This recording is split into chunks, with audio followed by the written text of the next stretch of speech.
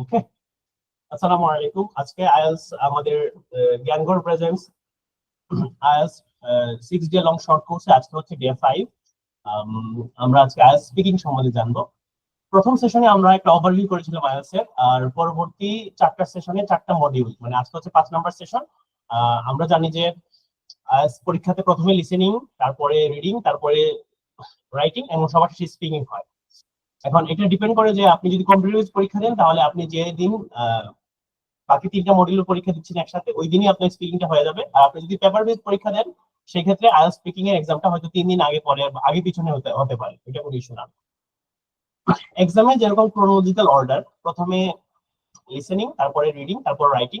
আমরাও সেম স্টাইলে প্রথমে হচ্ছে লিসেনিং এর ক্লাস করেছিলাম, তারপর রিডিং, তার গতকাল হচ্ছে আমরা করেছি রাইটিং, আর আজকে হচ্ছে আমাদের স্পিকিং। স্পিকিংটা হচ্ছে বাকি 3টা এক্সামের থেকে আলাদা। আমরা জানি যে লিসেনিং এবং রিডিং এই দুইটাতে 40টা করে কোয়েশ্চেন থাকবে, এবং আপনি যদি সঠিক আনসার করতে পারেন আপনি ফুল মার্কস পাবেন, ভুল আনসার করলে আপনি 0 পাবেন। রাইটিং এর ক্ষেত্রে আপনি সরি রাইটিং এর ক্ষেত্রে আপনি যে আনসারটা করবেন একজন এক্সামিনার আপনার ওটা অ্যাসেস করে দিবে। স্পিকিং এর ক্ষেত্রে অন স্পট আপনার স্কোরটা হয়ে যাবে। আমরা এখন দেখবো যে স্পিকিং এর ক্রাইটেরিয়া কি কি, সেটা হচ্ছে এই যে দেখেন, লিসেনিং 30 মিনিটসে 4টা সেকশনে 40টা কোয়েশ্চেন, 11টা কোয়েশ্চেন টাইপ, এবং রেকর্ডিং একবার প্লে হবে। এই স্লাইডটা আমাদের প্রত্যেকটা এই লেকচার স্লাইডে ছিল, এটা একটা ইউনিভার্সাল স্লাইড। সো রিডিং এর ক্ষেত্রে 60 মিনিটস, 3টা পেজেস, 40টা questions, around 14 question types. On an average আমরা 20 মিনিট করে একটা পেজের জন্য পাচ্ছি। রাইটিং এর ক্ষেত্রে 60 মিনিটস, 2টা টাস্ক 1 হচ্ছে একটা গ্রাফ চার্ট বা কোনো একটা ইমেজ ডেসক্রাইব করতে হবে, টেবিল হইতে পারে, এটা প্রসেস ডায়াগ্রাম হইতে পারে, যেটা আমরা গতকালের সেশনে দেখেছি। আপনারা যারা মিস করে গেছেন আমাদের ইউটিউব চ্যানেলটা আপলোড করে দেওয়া হবে, আপনাদের সাথে শেয়ার করে দেওয়া হবে। পরবর্তীতে হচ্ছে টাস্ক 2টা হচ্ছে এসে রাইটিং। এখানে আপনার ওপিনিয়ন বেসড এসে হইতে পারে। 5 ধরনের ক্রাইটেরিয়া আছে, 5 ধরনের ডিফারেন্ট টাইপস অফ কোয়েশ্চন আছে টাস্ক 2 এর জন্য। এটা হচ্ছে 250 ওয়ার্ড লিখতে হবে, টাস্ক 1 এর জন্য 150 ওয়ার্ড লিখতে হবে, এবং অন এন এভারেজ আমরা হচ্ছে 20 মিনিট সময় রাখি টাস্ক 1 এর জন্য, আর 40 মিনিট সময় রাখি টাস্ক 2 এর জন্য। কারণ হচ্ছে টাস্ক 2 এর যে মার্কসটা ওটা হচ্ছে ডাবল হিসেবে কাউন্ট হয় টাস্ক 1 এর মার্ক এগেইনস্টে। ফাইনালি হচ্ছে আমাদের স্পিকিং সেকশন। স্পিকিং সেকশনটা হচ্ছে আমাদের ফাইনাল সেকশন, এবং আমাদের 6 ডে লং কোর্সে আজকে হচ্ছে ডে 5, এবং আমাদের মডিউলের যে 4টা মডিউলের 4টা ক্লাস হওয়ার কথা, আজকে আমাদের ফাইনাল মডিউল নিয়ে কথা বলবো। আমরা আগামীকালকে আমাদের টিপস এন্ড ট্রিক্স নিয়ে কথা বলবো। এবং এই পুরো লেকচার, আমরা যে 5টা লেকচার দিলাম আপনাদের, এই 5টা লেকচার একটা সামারি করার চেষ্টা করবো যে কিভাবে আমরা অ্যাপ্রোচ করবো, কিভাবে এক্সাম দিতে আমরা টিপস এন্ড ট্রিক্স শেয়ার করবো। স্পিকিং এর ক্ষেত্রে আমরা জানি যে 11 থেকে 15 মিনিটের এক্সাম হয়, 3টা পার্ট থাকে। প্রথমে আপনি যাবেন, আপনাকে কিছু ইন্ট্রোডাক্টরি কোয়েশ্চেন করবে। সবার প্রথমে একটা জিনিস খুবই কমন, 2টা জিনিস খুবই কমন। প্রথমত হচ্ছে আপনার পাসপোর্টটা নেবে, পাসপোর্টটা ভেরিফাই করবে, এবং আপনাকে আপনার নাম জিজ্ঞেস করবে। এই 2টা কোয়েশ্চেন ইউনিভার্সাল, সবাই কি কোয়েশ্চেন করবে এটা। তারপরে হচ্ছে আপনাকে কিছু ইন্ট্রোডাক্টরি কোয়েশ্চেন করতে পারে। এই কি টাইপের ইন্ট্রোডাক্টরি কোয়েশ্চেন করতে পারে সেটা নিয়ে আমরা কথা বলবো। ইউজুয়ালি হচ্ছে আপনার হোম টাউন কোথায়, আপনি কি করতে পছন্দ করেন, আপনার পড়ালেখা কিসের উপর, আপনি চাকরি করতেছেন কিনা, এই বিষয়গুলো নিয়ে কোয়েশ্চেন করবে। পার্ট 2 হচ্ছে মনোলগ। মনোলগ মানে হচ্ছে আমরা তো যে ক্লাস 9-10 এর ডায়ালগ জিনিসটা বলছি, ডায়ালগ মানে দুইজনের মধ্যে কথোপকথন বা মাল্টিপল পারসনের সাথে কথোপকথন। মনোলগ হচ্ছে মনো মানে এক। সো আমরা যারা কেমিস্ট্রি পড়ছি আমরা মনো সম্বন্ধে খুব ভালো জানি। সো মনো মানে হচ্ছে এক, মানে লগ মানে আমরা হচ্ছে এক, শুধু আমি নিজেই কথা বলে যাবো। আমাদের একটা কিউ কার্ড দিবে। সো কিউ কার্ড জিনিসটা কি সেটা নিয়ে আমরা জানবো। কিউ কার্ড হচ্ছে একটা টপিক থাকবে, ওই টপিকের এগেইনস্টে 4টা কোয়েশ্চেন থাকবে। ওই টপিক নিয়ে কথা বলতে হবে ওই 4টা কোয়েশ্চেনের আনসার করার মাধ্যমে। এবং আপনাকে সময় দেওয়া হবে 1 মিনিট, একটা পেন্সিল দেওয়া হবে বা কলম দেওয়া হবে, সাথে একটা সাদা কাগজ দেওয়া হবে, A4 পেজ দেওয়া হবে। তো আপনি এই 1 মিনিটের মধ্যে আইডিয়া জেনারেশন করবেন, আপনি কি কথা বলবেন সেটা প্ল্যানিং করবেন। তারপরে অ্যারাউন্ড 2 মিনিটের মতো আপনাকে কথা বলার সুযোগ দেওয়া হবে। অনেক ক্ষেত্রে 1.5 মিনিটের মধ্যেই আপনাকে যিনি এক্সামিনার থাকবে উনি হয়তো বলবে যে আপনি এখন থামেন, আমরা নেক্সট কোয়েশ্চনে যেতে পারি, বা একটা পার্ট 3 তে। সো চেষ্টা করবেন যে পার্ট 2 তে এক্সামিনার আপনাকে থামানোর আগ পর্যন্ত আপনি নিজে কথা বলে যাবেন, কন্টিনিউ করে যাবেন। 3 নম্বরটা হচ্ছে ডিসকাশন। পার্ট 2 তে যে মনোলগ আছে বা পার্ট 2 তে যে কিউ কার্ড আছে বা দা লং টার্ম বলা হয়, সো পার্ট 2 তে যে মনোলগের এগেইনস্টে পার্ট 3 তে কিছু কোয়েশ্চেন করবে। So part 2 part 3 interconnected. Part 2 তে আপনাকে যে টপিক দিবে ওই টপিকেও রিলেটেড টপিক বা আশেপাশে কোনো টপিক নিয়ে আপনাকে আরো ফার্দার কোয়েশ্চেন করবে। বেশিরভাগ ক্ষেত্রে যেমন পার্ট 1 এবং পার্ট 3 কোশ্চেন গুলো কিন্তু কোশ্চেন আনসারের মতো, হ্যাঁ, কোশ্চেন করবে, কোশ্চেন আপনি আনসার দিবেন। তবে পার্ট 1 এন্ড পার্ট 3 এর মধ্যে কিছু বেসিক ডিফারেন্স আছে। বেসিক ডিফারেন্সটা হচ্ছে পার্ট 1 এ আপনাকে যে আনসার করবে, যেমন what is your home town, এটা কিন্তু একটা অ্যাবসলিউট আনসার। আপনার হোম টাউন আইদার হচ্ছে ঢাকা হতে পারে, নরসিংদী, ময়মনসিংহ, বরিশাল, চিটাগাং, সিলেট, যে কোনো জায়গা হতে পারে। তো এটা তো আপনি আর বানিয়ে দিতে পারবেন না, এখানে আপনার ওপিনিয়ন দেওয়ার সুযোগ নেই। তবে পার্ট আপনি স্টুডেন্ট নাকি চাকরিজীবী, এটা তো আপনি স্টুডেন্ট হলে বলবেন স্টুডেন্ট, চাকরিজীবী হলে বলবেন চাকরিজীবী। আর পার্ট 3 তে আপনাকে অনেকটা ওপিনিয়ন বেসড কোয়েশ্চেন করবে। তো ওপিনিয়ন বেসড কোয়েশ্চেন করবে কিভাবে? আপনাকে বলতে পারে যে what do you think, what is your opinion, এই টাইপের কোয়েশ্চেন করবে। যে এমন কোনো প্রশ্ন করবে যেখানে আপনার নিজের মতামত জানাবেন না। এখানে একটা বলে রাখা ভালো যে আহ, সত্য কথা বলতে হবে এমন কথা নাই। সত্য বলতে এখানে মনে হচ্ছে যে পার্ট 2 এর ক্ষেত্রে, ধরেন আপনাকে বললো একটা মনোলগ বা একটা কিউবারের টপিক দিল যে describe a car journey you enjoy. হ্যাঁ, তো এখন আপনি হয়তো কারে লম্বা কোনো সফর করেন নাই, তখন আপনি হয়তো আপনি কোনো কখনো বাস জার্নি করছেন, তো বাসটাকে কার বানিয়ে দিবেন। এখানে আপনি যে কথাগুলো বলতেছেন ওগুলা রেলেভেন্ট হলেই চলবে, এখানে নট নেসেসারি যে আপনার নিজের জীবন থেকেই হইতে হবে। এরকম হইতে পারে, এরকম কোশ্চেন করতে পারে describe a tourist spot you recently visited. এখন আপনি হয়তো রিসেন্টলি ভিজিট করেন না, কিন্তু আপনি হয়তো ইউটিউবে কোনো ট্রাভেল ব্লগ দেখছেন, তো ওই ট্রাভেল ব্লগে ওই ব্যক্তি যারা যেসব কাজ করছে ওই জায়গাতে আপনি নিজেকে বসায় দেন। সে যে কাজ করছে ওই কাজগুলো আপনি নিজের মাধ্যমে ডেসক্রাইব করেন। আপনি সত্যি সত্যি কক্সবাজার গেছেন কিনা, আপনি সত্যি সত্যি সুন্দরবনে ঘুরতে গেছেন কিনা বা দেশের বাইরে ঘুরতে গেছেন কিনা, এটা কিন্তু তারা যাচাই করতে যাবে না। তারা যেটা যাচাই করবে সেই যাচাইয়ের বিষয়টা আমরা আসতেছি এখানে, যে fluency and coherence, lexical resource, grammatical range and accuracy and pronunciation. আছে এই বিষয়টা দেখার আগে আমরা এই পার্ট নিয়ে একটু কথা বলি। আমরা বলছিলাম যে ইনিশিয়ালি 11 থেকে 15 মিনিট, 11 থেকে 15 মিনিটের তিনটা পার্টে এই 11 থেকে 15 মিনিট সময়টা হচ্ছে। তো প্রথম পার্ট হচ্ছে ইন্ট্রোডাকশন এন্ড ইন্টারভিউ। এটা অ্যারাউন্ড 4 থেকে 5 মিনিটের হয়। The examiner ask you general questions about yourself, a range of familiar topics such as home, family, work, studies, and interests. প্রথমে আপনার পাসপোর্ট দেখতে চাইবে, কোয়েশ্চেন আপনার নাম জিজ্ঞেস করবে, দেন হচ্ছে আপনার পার্সোনাল কিছু কোয়েশ্চেন করতে পারে। যেমন আমাকে কোয়েশ্চেন করছিল যে আমি কিভাবে এক্সাম হলে আসছিলাম, how did you come here. তো বাসে, রিক্সা, আমি বলছি যে আমি একটা মোটর বাইকে করে আসছি আর কি, তো ওভার বাইকে। সো পার্ট টু তে দা লং টার্ম বা কিউ কার্ড, এটা 3 থেকে 4 মিনিট। আপনাকে একটা কিউ কার্ড দিবে 1 মিনিট প্রিপারেশনের জন্য, আপনি আর 2 মিনিট কথা বলবেন। সো এটা অ্যারাউন্ড 3 মিনিট বা 4 মিনিট হবে। তো দেখেন প্রথমটাতে 4-5 মিনিট, পরেরটাতে হচ্ছে 3-4 মিনিট, তার মানে হচ্ছে কত হয় 5 মিনিট, 4 মিনিট, 9 মিনিট, আর লাস্টেরটা হচ্ছে 4-5 মিনিট। আর আমরা ধরলাম 5 মিনিট, তাহলে অ্যারাউন্ড 14 মিনিট, মানে 11 থেকে 14 মিনিট ভেরি করে এটা, 11 থেকে 15 মিনিট হতে পারে। সো পার্ট টু তে হচ্ছে আপনাকে কোনো একটা টপিক দেওয়া হবে, ওই টপিকের এগেইনস্টে আপনি কথা বলবেন, 1 মিনিট প্রিপারেশন টাইম। আপনাকে একটা পেন্সিল কলম সাথে হচ্ছে একটা A4 পেজ দিবে। আপনি হয়তো আপনি কিভাবে ওই একটা 1 মিনিট সময় কাজে লাগাবেন সেটা আমরা হচ্ছে সামনে টিপস এন্ড ট্রিক্স শেয়ার করবো। 2 মিনিটের মতো কথা বলা লাগতে পারে, অনেক ক্ষেত্রে 1 মিনিট 1.5 মিনিট হলেও আপনাকে এক্সামিনে থামাই দিতে পারে।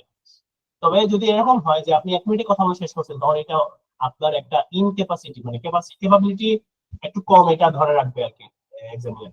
তো 3 নম্বর পার্টে হচ্ছে টু ওয়ে ডিসকাশন, যে extending questions, the examiner will ask more questions link to the topic from part 2। মানে পার্ট 2 তে আপনাকে যে টপিকটা দিছে ওই টপিকের আলোকে কিছু কোয়েশ্চেন করবে। Engage in deeper discussions, explore abstract idea and broader issues. আপনাকে আপনার ওপিনিয়ন জানতে চাইবে এবং ইন ডেপথ অনেকগুলো কোয়েশ্চেন করতে পারে, যেগুলো হচ্ছে আপনি আপনার পার্সোনাল ওপিনিয়ন থেকে শেয়ার করবেন বা আপনার যে এক্সিস্টিং নলেজ আছে সেখান থেকে শেয়ার করবেন। বিভিন্ন আইডিয়া নিয়ে কথা বলা হতে পারে। তো আমরা দেখবো যে প্রত্যেকটা পার্ট বাই পার্টে আমরা অ্যারাউন্ড 10-15টা করে, টাস্ক 1 এর জন্য আমরা অ্যারাউন্ড 15 to 20 কোয়েশ্চেন কমন যেগুলো ওগুলো আসে ওগুলো আমরা একটু দেখবো। পার্ট 2 এর জন্য আমরা হচ্ছে 5টা কিউ কার্ড দেখবো, এবং 5টা কিউ কার্ডে রেখেছি আমরা 2-4-5টা করে কোয়েশ্চেন দেখবো পার্ট 3 তে। এখন হচ্ছে আইএলটিএস স্পিকিং অ্যাসেসমেন্ট ক্রাইটেরিয়া। তো আমরা গতকালকের সেশনে দেখছিলাম যে রাইটিং অ্যাসেসমেন্টের জন্য 4টা ক্রাইটেরিয়া আছে, ওই 4টা ক্রাইটেরিয়ার এগেইনস্টে আবার আরো 22টা স্মল ক্রাইটেরিয়া আছে। তো এখানে হচ্ছে fluency and coherence, lexical resources, grammatical range and accuracy, pronunciation. তো ফ্লুয়েন্সি এন্ড কোহেরেন্স তো আমরা বুঝতেছি। কোহেরেন্স মানে হচ্ছে আপনি যে কথা বলতেছেন এর স্ট্রাকচার কেমন, আপনার ফ্লো ঠিক আছে কিনা, আপনি যে রিলেভেন্ট কথাবার্তা বলতেছেন কিনা। ফ্লুয়েন্সি তো আমরা বুঝতে পারছি যে আপনি অনর্গল কথা বলে যাচ্ছেন কিনা, আপনি কি বারবার আটকে যাচ্ছেন কিনা, আপনার কি সেন্টেন্স নেই। হচ্ছে কিনা। এই যে ফ্লুয়েন্সি যেটা ইস্যুটা, আমাদের সবচেয়ে বেশি ইস্যু হয় ফ্লুয়েন্সিতে, মানে আপনি কন্টিনিউয়াস কথা বলে যেতে পারতেছেন কিনা। এখন জাস্ট কন্টিনিউয়াস মানে ফ্লুয়েন্সি এন্ড কোহেরেন্স দুটো একসাথে কেন, আপনি কন্টিনিউয়াস রেলেভেন্ট কথা বলে যাচ্ছেন কিনা। হয়তো আপনি কন্টিনিউয়াস আপনার পছন্দের টপিকে আপনি অনেক অনর্গল কথা বলতে পারতেছেন, কিন্তু সাডেনলি আপনাকে এমন একটা কোয়েশ্চেন করলো যেটার আনসার আপনি করতে পারতেছেন না। তার মানে হচ্ছে আপনার যে ফ্লুয়েন্সি, অনর্গল কথা বলার যে ক্যাপাসিটি, সাথে হচ্ছে আপনার রেলেভেন্ট যে কোয়েশ্চেন করছে, এই দুটাকে একীভূত করে আপনার রেলেভেন্ট টপিকে অনর্গল কথা বলার ক্যাপাসিটিটাকে ফ্লুয়েন্সি এন্ড কোহেরেন্স বলতেছে। পরবর্তী হচ্ছে লেক্সিক্যাল রিসোর্স, বা লেক্সিক্যাল রিসোর্স বলতে আমরা ভোকাবুলারি জানি। এখন আমরা গত সেশনে দেখছিলাম যে আমরা কিভাবে কোনো একটা সেন্টেন্সের বা কোনো একটা ওয়ার্ডের যদি আমরা সিনোনিম না জানি, সেই ক্ষেত্রে আমরা কিভাবে এটাকে অন্য উপায়ে কথা বলতে পারি। যেমন ফর এক্সাম্পল, আমরা লেক্সিক্যাল রিসোর্স বলতে বোঝাচ্ছি ভোকাবুলারি। সেম ওয়ার্ড হয়তো আপনাকে বারবার বলা লাগতে পারে। আহ, যেমন ধরেন হোম টাউন। তো হোম টাউন আপনাকে যদি কোয়েশ্চেন বলে what is your home town, আপনি বলতে পারেন the place I was born, এরকম বলতে পারেন যে আপনি হোম টাউন বা আপনার বাড়ি হচ্ছে সেই জায়গাটা যেখানে আপনি জন্ম নিয়েছেন। না, home is where your heart is. So আপনি বলতে পারেন যে my birth place, what is your home town যদি বলেন, বলবেন যে এটা আনসার যদি করেন মাই বার্থ প্লেস ইজ অমুক জায়গা। সো এটাও আপনার আনসার হবে। সো আপনাকে জানতে হবে যে অনেকগুলো ওয়ার্ড সিনোনিম জানতে হবে। যেমন আমরা লিসেনিং এর ক্ষেত্রে দেখছিলাম যে আপনাকে কোয়েশ্চনে বা অডিওতে বলতেছে একটা ওয়ার্ড, কিন্তু আনসারের ক্ষেত্রে ওইখানে আরেকটা ওয়ার্ড লেখা। যেমন বেশিরভাগ ক্ষেত্রে লিসেনিং এর সেকশন ওয়ানে প্রথম 10টা কোয়েশ্চেনের মধ্যে completion fill in the blanks এর মতো কোয়েশ্চেন থাকে। ফিল ইন দ্য ব্ল্যাঙ্কস এর মতো কোয়েশ্চেন যেখানে থাকে, সেখানে হচ্ছে কোনো একটা ব্যক্তি হয়তো ফর্ম ফিল আপ করতেছে ইউনিভার্সিটি গিয়ে, বা তার নাম বলতেছে, তার লোকেশন বলছে। তো আপনাকে কোয়েশ্চনে হয়তো বলতেছে লোকেশন, বাট আর অডিওতে বলতেছে এটা কি হতে পারে যে রেসিডেন্স। হ্যাঁ, রেসিডেন্স বলতেছে আপনার কিসে, কোয়েশ্চনে, আর লোকেশন বলতেছে অডিওতে। তো এরকম হতে পারে ভাইস ভার্সা। তখন আপনাকে রেসিডেন্স এবং লোকেশন এই দুইটা যে সমার্থক শব্দ বা সিনোনিম, এই বিষয়টা আপনাকে জানতে হবে। এবং ভোকাবুলারি অনেক বেশি আপনাকে হচ্ছে প্র্যাকটিস করতে হবে। ভোকাবুলারি প্র্যাকটিসের ক্ষেত্রে আমরা জানি যে স্পিকিং এবং রাইটিং এর ভোকাবুলারি একটু চেঞ্জ হতে পারে। এখন রাইটিং এর ক্ষেত্রে যে কঠিন কঠিন ভোকাবুলারি আছে, ওগুলো যদি আপনি স্পিকিং এ বলতে চান, অনেকে হয়তো মানে এটা হয়তো একটু বোধগম্য নাও হইতে পারে। সো ডে টু ডে অ্যাক্টিভিটিসে আমরা যে ওয়ার্ড গুলো ইউজ করি, ওগুলো আপনি স্পিকিং এর ক্ষেত্রে ইউজ করতে পারেন, একটু সফিস্টিকেটেড ওয়েতে ইউজ করতে পারেন। আর রাইটিং এর ক্ষেত্রে আপনাকে একটু আনকমন ওয়ার্ড যদি যত বেশি ইউজ করবেন, রেলেভেন্ট, তত বেশি হচ্ছে আপনি রাইটিং বেড স্কোর আপনার বাড়বে।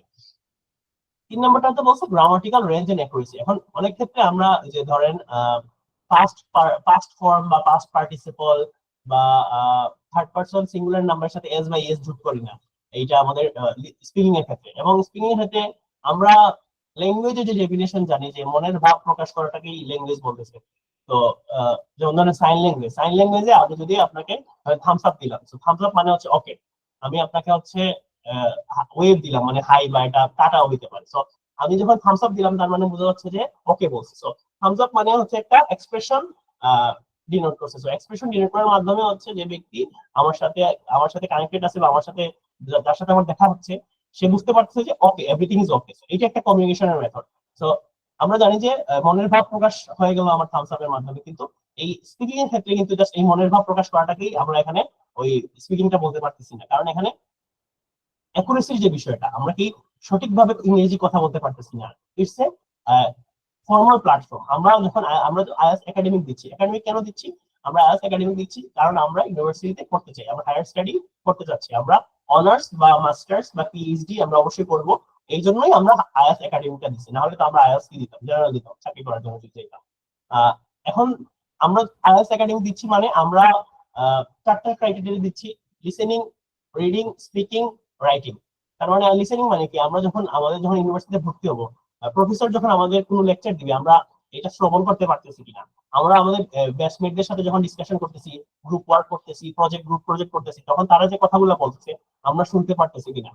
তারপর হচ্ছে আমার যে বইগুলো থাকবে, আমার এই যে একাডেমিক বইগুলো থাকবে মাস্টার্স, পিএইচডি বা ব্যাচেলরের জন্য, ওইগুলো তো ইংলিশে হবে সবগুলা। তো ইংলিশে যদি হয়, সেক্ষেত্রে আমরা কি ওই ইংলিশটা পড়তে পারবো কিনা। এজন্য আমাদের রিডিং রিডিং মেটেরিয়ালস যেগুলো থাকবে আমাদের সবগুলো ইংলিশে হবে। এজন্য আমরা রিডিং টেস্টটা দিচ্ছি। রাইটিং এর ক্ষেত্রে আমাদের অবশ্যই পরীক্ষার হলে আনসার করতে হবে, লিখে লিখে আনসার করতে হবে। প্রফেসর কোনো কথা বললে আমরা ওটা ইংলিশে নোট করতে হবে। আমাদের অ্যাসাইনমেন্ট যা আছে সব আমরা ইংলিশেই লিখতে হবে। সেই ক্ষেত্রে আমরা এজন্য আমাদের রাইটিংটা দরকার। এবং মোস্ট ইম্পর্টেন্টলি আমরা যখন প্রফেসরের সাথে কমিউনিকেশন করবো বা ওই দেশে গিয়ে যখন তার সাথে কথা বলবো, ফর এক্সাম্পল আমরা যখন রেস্টুরেন্টেও খাইতে যাই তখন কিন্তু আমাদের ইংলিশই অর্ডার করতে হবে। ওই ইংলিশ গুলা আমরা এখানে শিখতেছি, মানে আমরা আমাদের ইংলিশটা প্র্যাকটিস প্র্যাকটিস করাটা গুরুত্বপূর্ণ বা আমাদের ইংলিশ জানাটা গুরুত্বপূর্ণ। এখন এই ইংলিশটা আমরা কিভাবে জানবো? এই 4টা ক্রাইটেরিয়ার মাধ্যমে এই আমাদের অ্যাসেস করতেছে। গ্রামাটিক্যাল রেঞ্জ এন্ড অ্যাকুরেসিটা কেন গুরুত্বপূর্ণ আমরা বললাম যে আমরা যখন কোনো একটা ফর্মাল সেশনে যাচ্ছি বা ফর্মাল লেকচারে যাচ্ছি, আমাদের হয়তো হি গো টু স্কুল এটা এটা বললে বোঝা যাচ্ছে যে সেই স্কুলে যাচ্ছে, কিন্তু এটা গ্রামাটিক্যালি একুরেট হচ্ছে না। এর ফাইনালি বলতে প্রনাউন্সিয়েশন। প্রনাউন্সিয়েশন নিয়ে আমাদের অনেকের ইস্যু আছে, অনেকের হচ্ছে অ্যাকসেন্ট নিয়ে ইস্যু। কিন্তু অ্যাকসেন্ট বলতে এখানে নট লাইক যে আপনাকে ব্রিটিশ অ্যাকসেন্টই হইতে হবে, আপনাকে আমেরিকান অ্যাকসেন্টই কথা বলতে হবে। আপনার কথাটা বোঝা গেলে হয়েছে, আপনি কি সঠিকভাবে উচ্চারণ করতে পারতেছেন কিনা। হ্যাঁ, সঠিকভাবে উচ্চারণ করা, তারপরে হচ্ছে আপনার কথাটা বোঝা যাচ্ছে কিনা, আপনি কি সঠিক ওয়েতে কথা বলছেন। আপনাকে একটা কোয়েশ্চেন করলো, আপনি কি ফ্লুয়েন্টলি রেলেভেন্ট ওয়েতে কথা বলতে পারতেছেন কিনা, আপনার গ্রামাটিক্যাল কথার মধ্যে গ্রামার ঠিক আছে কিনা, আপনি কি মাল্টিপল ভোকাবুলারি ইউজ করতে পারতেছেন কিনা এবং স্পষ্ট করে কথা বলতে পারতেছেন কিনা, এগুলোর উপরই হচ্ছে আপনার অ্যাসেসমেন্ট। তো আমরা এখন দেখবো যে আমরা বললাম টাস্ক 1 এ ইন্ট্রোডাকশন, টাস্ক 2 তে হচ্ছে মনোলগ, টাস্ক 3 তে হচ্ছে ডিপ কোয়েশ্চেন এন্ড আনসার বা টু ওয়ে ডিসকাশন। এই টাইপের কোয়েশ্চেন কি কি আসতে পারে? যেমন ধরেন ইন্ট্রোডাকশন ইন্টারভিউ, এটা 4 থেকে 5 মিনিটের হয়। সো এখানে কি কি টাইপের পার্সোনাল কোয়েশ্চেন হতে পারে? So personal information, work and study, hometown, home, hobbies, interest, free time, common everyday topics such as food, music, weather, friends and family, daily routine, transport, shopping. তো এখান থেকে কি মানে অন এন এভারেজ আমরা কি question পেতে পারি? যেমন ধরেন পার্সোনাল ইনফরমেশনে বলতেছে যে often the very first question. So আপনার সাথে এটা অবভিয়াস, যখনই হচ্ছে কোনো ইন্টারভিউ যাচ্ছেন বা কারোর সাথে পরিচিত হচ্ছে, প্রথমেই সে আপনাকে পার্সোনাল ইনফরমেশন সম্বন্ধে জানতে চাইবে। তো can I see your identification please. So এটা সবসময় বলবে, আইডেন্টিফিকেশন বলতে এখানে পাসপোর্টের কথা বলবে। সো একটা বিষয় খুব বেশি ইম্পর্টেন্ট, সেটা হচ্ছে আমরা জানি যে জানুয়ারি 2025 1 জানুয়ারি 2025 থেকে আইএলটিএস এক্সাম হলে আমরা যদি পেপার ইউজ পরীক্ষা দিই, আমাদের পেন্সিল আর ইউজ করার সুযোগ নেই, আমাদের অবশ্যই কলম ইউজ করতে হবে। তো আমাদের কি কি রিসোর্স নিয়ে যাইতে হবে বা কি কি মেটেরিয়ালস নিয়ে যাইতে হবে এক্সাম হলে? প্রথমত হচ্ছে আপনি যদি কম্পিউটার বেস পরীক্ষা দেন, আপনাকে শুধুমাত্র পাসপোর্ট নিয়েই চলতেছে, আর কিছু লাগবে না। আপনি যদি পেপার বেস পরীক্ষা দেন, আপনি যদি আইডিপি তে পরীক্ষা দেন, আপনাকে কোয়েশ্চেন দিবে হচ্ছে পেন্টানিক। আর আপনি যদি ব্রিটিশ কাউন্সিলে পরীক্ষা দেন, তাহলে আপনাকে মেটাডোর আইটি এর কলম দিবে। তো এখন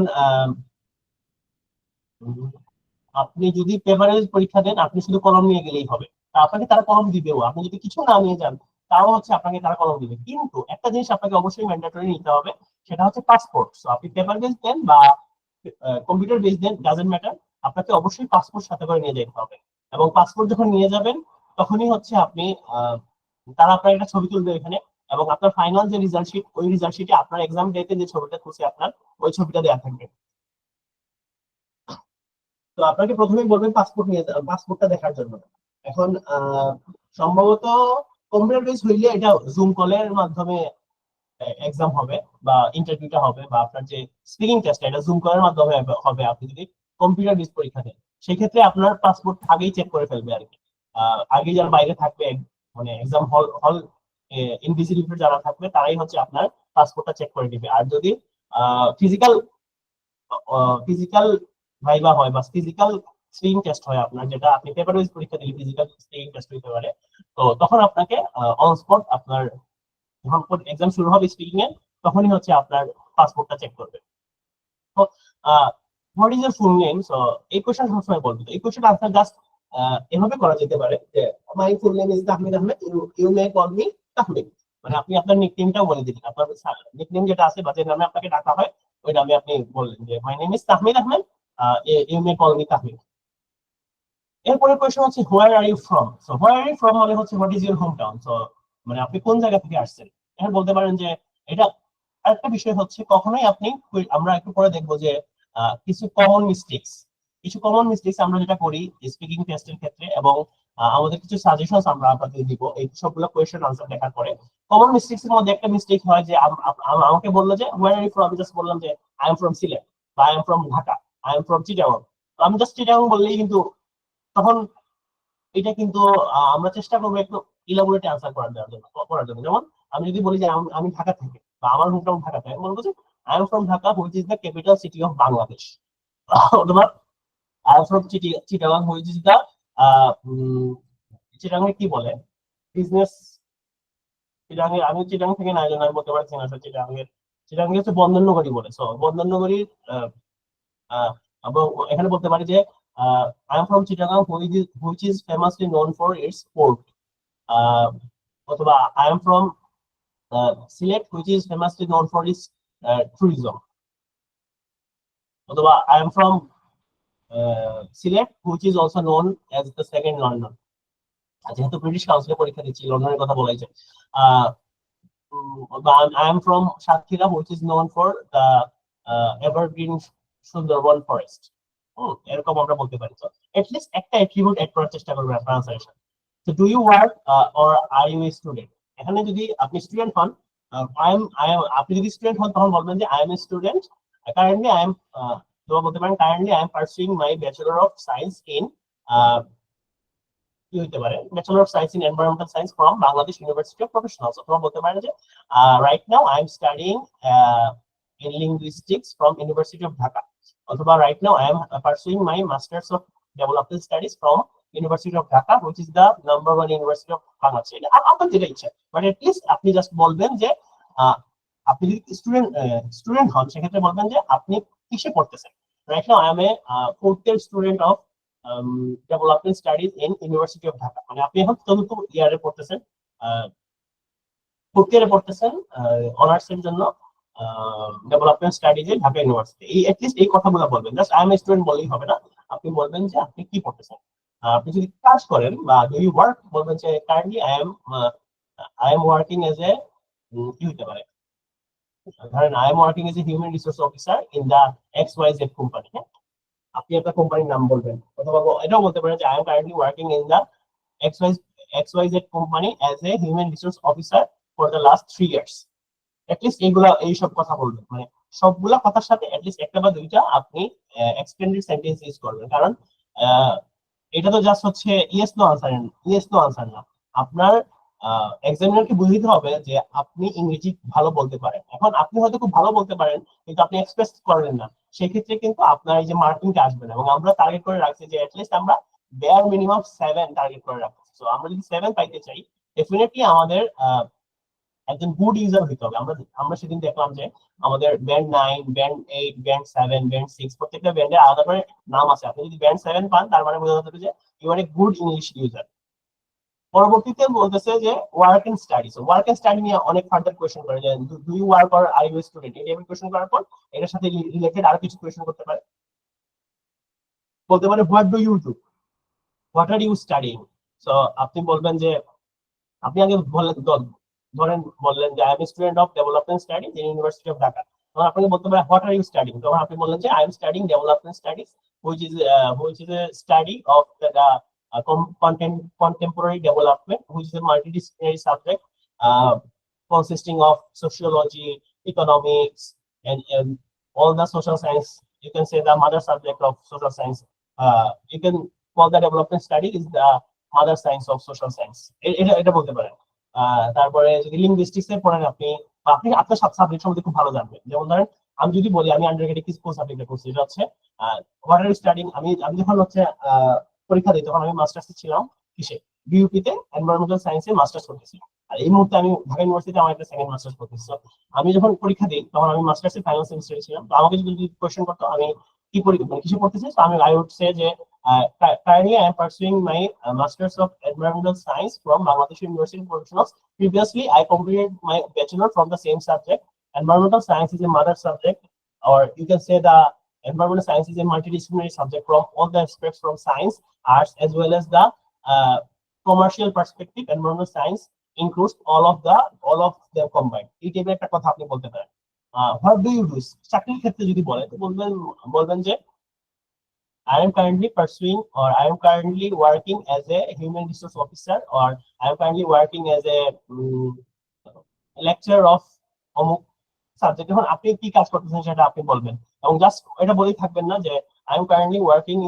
ধরেন আমি যে কাজটা করছি, আমার প্রথম চাকরি ছিল ইগনিসিনা হসপিটাল, যেটা ছিল সিলেট ব্রাঞ্চে। তো I work as the human resource of as a human resource I work as a human resource officer or HR officer in Indonesia Hospital Silic Limited, where I manage 900 employees, HR staffs, and many other activities. তো এই যে একটা বা দুইটা কথা বললাম, এই কথা বলার মাধ্যমে আমি বুঝাই দিলাম যে আমি একটা কোম্পানিতে আমি হিউম্যান রিসোর্স অফিসার হিসেবে কাজ করছি, এবং আমার কোম্পানিতে অ্যারাউন্ড 900 মানুষ ছিল, এবং 900 মানুষের হিউম্যান রিসোর্স অ্যাক্টিভিটি গুলো আমি ওভারলুক করছি বা ওভারসি করছি।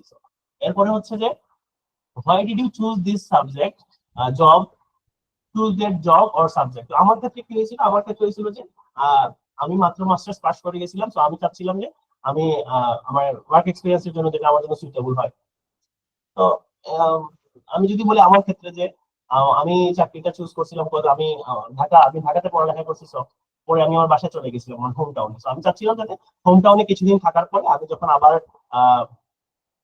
যখন ঢাকায় ব্যাক করবো তখন হয়তো এই চাকরিটা ছেড়ে আসবো। বা আপনি এই সাবজেক্টটা কেন করছেন, যেমন আমি যখন ইউনিভার্সিটিতে ভর্তি হই সেক্ষেত্রে আমি 3টে সাবজেক্ট চুজ করে রাখছিলাম, যে এনভায়রনমেন্টাল সায়েন্স, এগ্রিকালচার আর ফুড নিউট্রিশন। তো আমি টার্গেট ছিল এনভায়রনমেন্ট পড়ার জন্য, এজন্য আমি হচ্ছে আমার পার্সোনাল ওপিনিয়ন মানে ইচ্ছা থেকে আসছে। সেক্ষেত্রে আপনি এটা বলতে পারেন যে I choose the subject from my passion. I wanted to become an environmental scientist. I want to contribute for the betterment of mother nature. এখানে আপনি হয়তো ইনস্ট্যান্ট আপনার হয়তো বেশিরভাগ ক্ষেত্রে আমরা যারা পাবলিক ইউনিভার্সিটি পড়তেছি অনেক ক্ষেত্রেই হচ্ছে আমরা আমাদের এক্সপেক্টেড সাবজেক্টটা পাচ্ছি না, কিন্তু আমরা চাচ্ছি যে পাবলিক ইউনিভার্সিটিতে পড়তে। অনেক ক্ষেত্রে অনেকে এরকম হয় যে সে তার পছন্দের সাবজেক্ট ছেড়ে সে তার পছন্দের ইউনিভার্সিটিতে পড়ার জন্য সে হয়তো 2টা ইউনিভার্সিটি চান্স পাইছে। পাবলিক ইউনিভার্সিটির ক্ষেত্রে বলতেছি যে সে তার পছন্দের ইউনিভার্সিটিতে পড়ার জন্য সে হয়তো তার একটা পছন্দের সাবজেক্ট বা করেছিল। আমার এক পরিচিত বন্ধু ছিল, সে সাস্টে মনে হয় 6th হয়েছিল, আবার বুয়েটে অ্যারাউন্ড 983 বা এরকম 900 পরে 900 ক্রস করছিল তার মেরিটটা, কিন্তু স্টিল সে বুয়েটে পড়ার জন্য সে সাস্টে 6th পজিশনটা ছেড়ে বুয়েটে এডমিট হয়েছে। এটা হচ্ছে ডিপেন্ড করে যে কে কোন সাবজেক্টে আসছে। কিন্তু এখানে আপনি যে আনসারটা দিবেন ওইটা আপনার তারা যাচাই করতে যাবে না যে আপনি আদৌ কি আপনার মেরিট লিস্ট কত ছিল বা ওইটা কত ছিল। আপনি জাস্ট একটা বিশ্বাসযোগ্য আনসার করে দিলেই হবে। সাপোজ আপনি পড়তেছেন হচ্ছে লেদার ইঞ্জিনিয়ারিং, কিন্তু আপনি লেদার ইঞ্জিনিয়ারিং নিয়ে হয়তো জানতেনই না যে লেদার ইঞ্জিনিয়ারিংটা কি, কিন্তু আপনি ধরেন বলতে পারেন যে I came from my passion, I always wanted to become a leather engineer, I wanted to contribute to the leather industry. Just আনসারটা সঠিক হই মানে আনসারটা জাস্ট ভুলগম্য হয়ে গেছে, এটা সঠিক না ভুল ওইটা ম্যাটার করে না। So what do you like most about your job and study? So আমার ক্ষেত্রে যেটা ছিল বা আপনাদের ক্ষেত্রে হতে পারে, এখন এই এই কোয়েশ্চেন আনসার গুলো হচ্ছে রিলেটিভ, এক একজনের জন্য এক একটা আনসার। তো এটা কিন্তু কোনো ইউনিভার্সাল মানে কি না, ট্রুথ না। তো what do you like most about your job? So আপনি বলতে পারেন যে most important aspect in my job is that my superior or my supervisor is too much friendly, and he is always giving me the opportunity to work without any kind of pressure. এটা আমার ক্ষেত্রে ছিল, আমি যখন আমার প্রথম চাকরিতে করি আমার যে সুপারভাইজার ছিল সে আমাকে অনেক ফ্লেক্সিবিলিটি দিচ্ছে, অনেক কাজ করার অপরচুনিটি দিচ্ছে, এজন্য আমার জন্য এটা খুব পছন্দ ছিল। স্টাডির ক্ষেত্রে কি হতে পারে যে I I like the most important aspect that I like about my study about my subject environmental science is that it is a cumulative subject of all the sciences and social sciences. I can study physics, chemistry, math, as well as biology. In addition, I can also study business perspective, for an example, green economics, as well as the social sciences. So আপনি যেমন ধরেন আমি বললাম কি আমার এই সাবজেক্টটা পছন্দ, কারণ এখান থেকে আমি ফিজিক্স, কেমিস্ট্রি, ম্যাথ, বায়োলজি সবকিছু পড়তে পারতেছি, আবার বিজনেসের সাবজেক্টও পড়তে পারতেছি, গ্রিন বিজনেস যেগুলো আছে, গ্রিন ইনোভেশন, গ্রিন টেক, এগুলো পড়তে পারতেছি, আবার সাথে সাথে আমি সোশ্যাল সায়েন্সের বিষয়ে পড়তে পারতেছি। এটা হচ্ছে আমার পছন্দের এইটা পছন্দের কারণে এই সাবজেক্টটা পড়া হচ্ছে। So is your job subject popular in your country? যেমন ধরেন আমার ক্ষেত্রে যদি বলি আমার সাবজেক্টটা পপুলার না, environmental science is not a popular subject in our country because the first time environmental science came in our country is in 1997. So it's kind of relative. It's only have 28 years so far in our country, and this is not a well-known subject to all the people. তারপর হচ্ছে is your job popular কিনা, যেমন ধরেন যদি human রিসোর্সের job হয় এটা খুবই পপুলার, কজ প্রতি বছর প্রচুর পরিমাণে গ্রাজুয়েট বের হয় হিউম্যান রিসোর্স, এবং প্রত্যেকটা কোম্পানিতে অবশ্যই একজন না দুজন মানে মাল্টিপল পার্সন হিউম্যান রিসোর্সে থাকতে হয়, কারণ হিউম্যান রিসোর্স না থাকলে তো আপনি একটা কোম্পানি চালাতে পারবেন না। সো এরপর একটি কোশ্চেন হচ্ছে, do you plan to continue your job আর স্টাডিজ ইন দ্য ফিউচার, মানে আপনি কি স্টিল কন্টিনিউ করতে চান কিনা স্টাডিজ। সো এখন আপনি যদি হায়ার স্টাডি মানে পার্সু করতে চান, আপনি মাস্টার্স পিএইচডি করতে চান, সেক্ষেত্রে আপনি অবশ্যই বলবেন যে এখানে কি পড়বেন আপনি সেটা ম্যাটার করতেছে না, কিভাবে অ্যাপ্রোচ করতেছেন সেটা ম্যাটার করতেছে। আপনি যদি বলেন যে আমি আর পড়ালেখা করতে চাই না, এটাও সঠিক। আপনি যদি বলেন যে আমি আরো পড়ালেখা করতে চাই, এটাও সঠিক। কিন্তু আপনি যে কথাগুলো বলবেন আপনি ফ্লুয়েন্টলি বলতে হবে। আমরা তো কি দেখলাম, এই যে মার্কিং দেখলাম যে fluently in coherence, fluency in coherence মানে আপনি ফ্লুয়েন্টলি কথা বলবেন, সাথে সাথে হচ্ছে আপনি রেলেভেন্ট টপিকে কথা বলবেন। আপনার ভোকাবুলারি রেঞ্জ, গ্রামাটিক্যালের রেঞ্জ এগুলো সঠিক হইতে হবে, এবং আপনার উচ্চারণটা স্পষ্ট হইতে হবে যাতে আপনার এক্সামিনারটা বুঝতে পারে। ইটস নট লাইক যে ব্রিটিশ অ্যাকসেন্ট অর আমেরিকান অ্যাকসেন্টে কথা বলতে হবে, এই টাইপের কোনো অ্যাকসেন্ট নিয়ে ইস্যু নাই। আপনি রেগুলার যেভাবে কথা বলতেছেন এই রেগুলার ওয়েতেই কথা বললেই হবে। আর আপনি যদি ধরেন ফেক অ্যাকসেন্ট নিয়ে কথা বলেন, ওটা হয়তো অনেক ক্ষেত্রে নেগেটিভ ইমপ্রেশন ক্রিয়েট করতে পারে।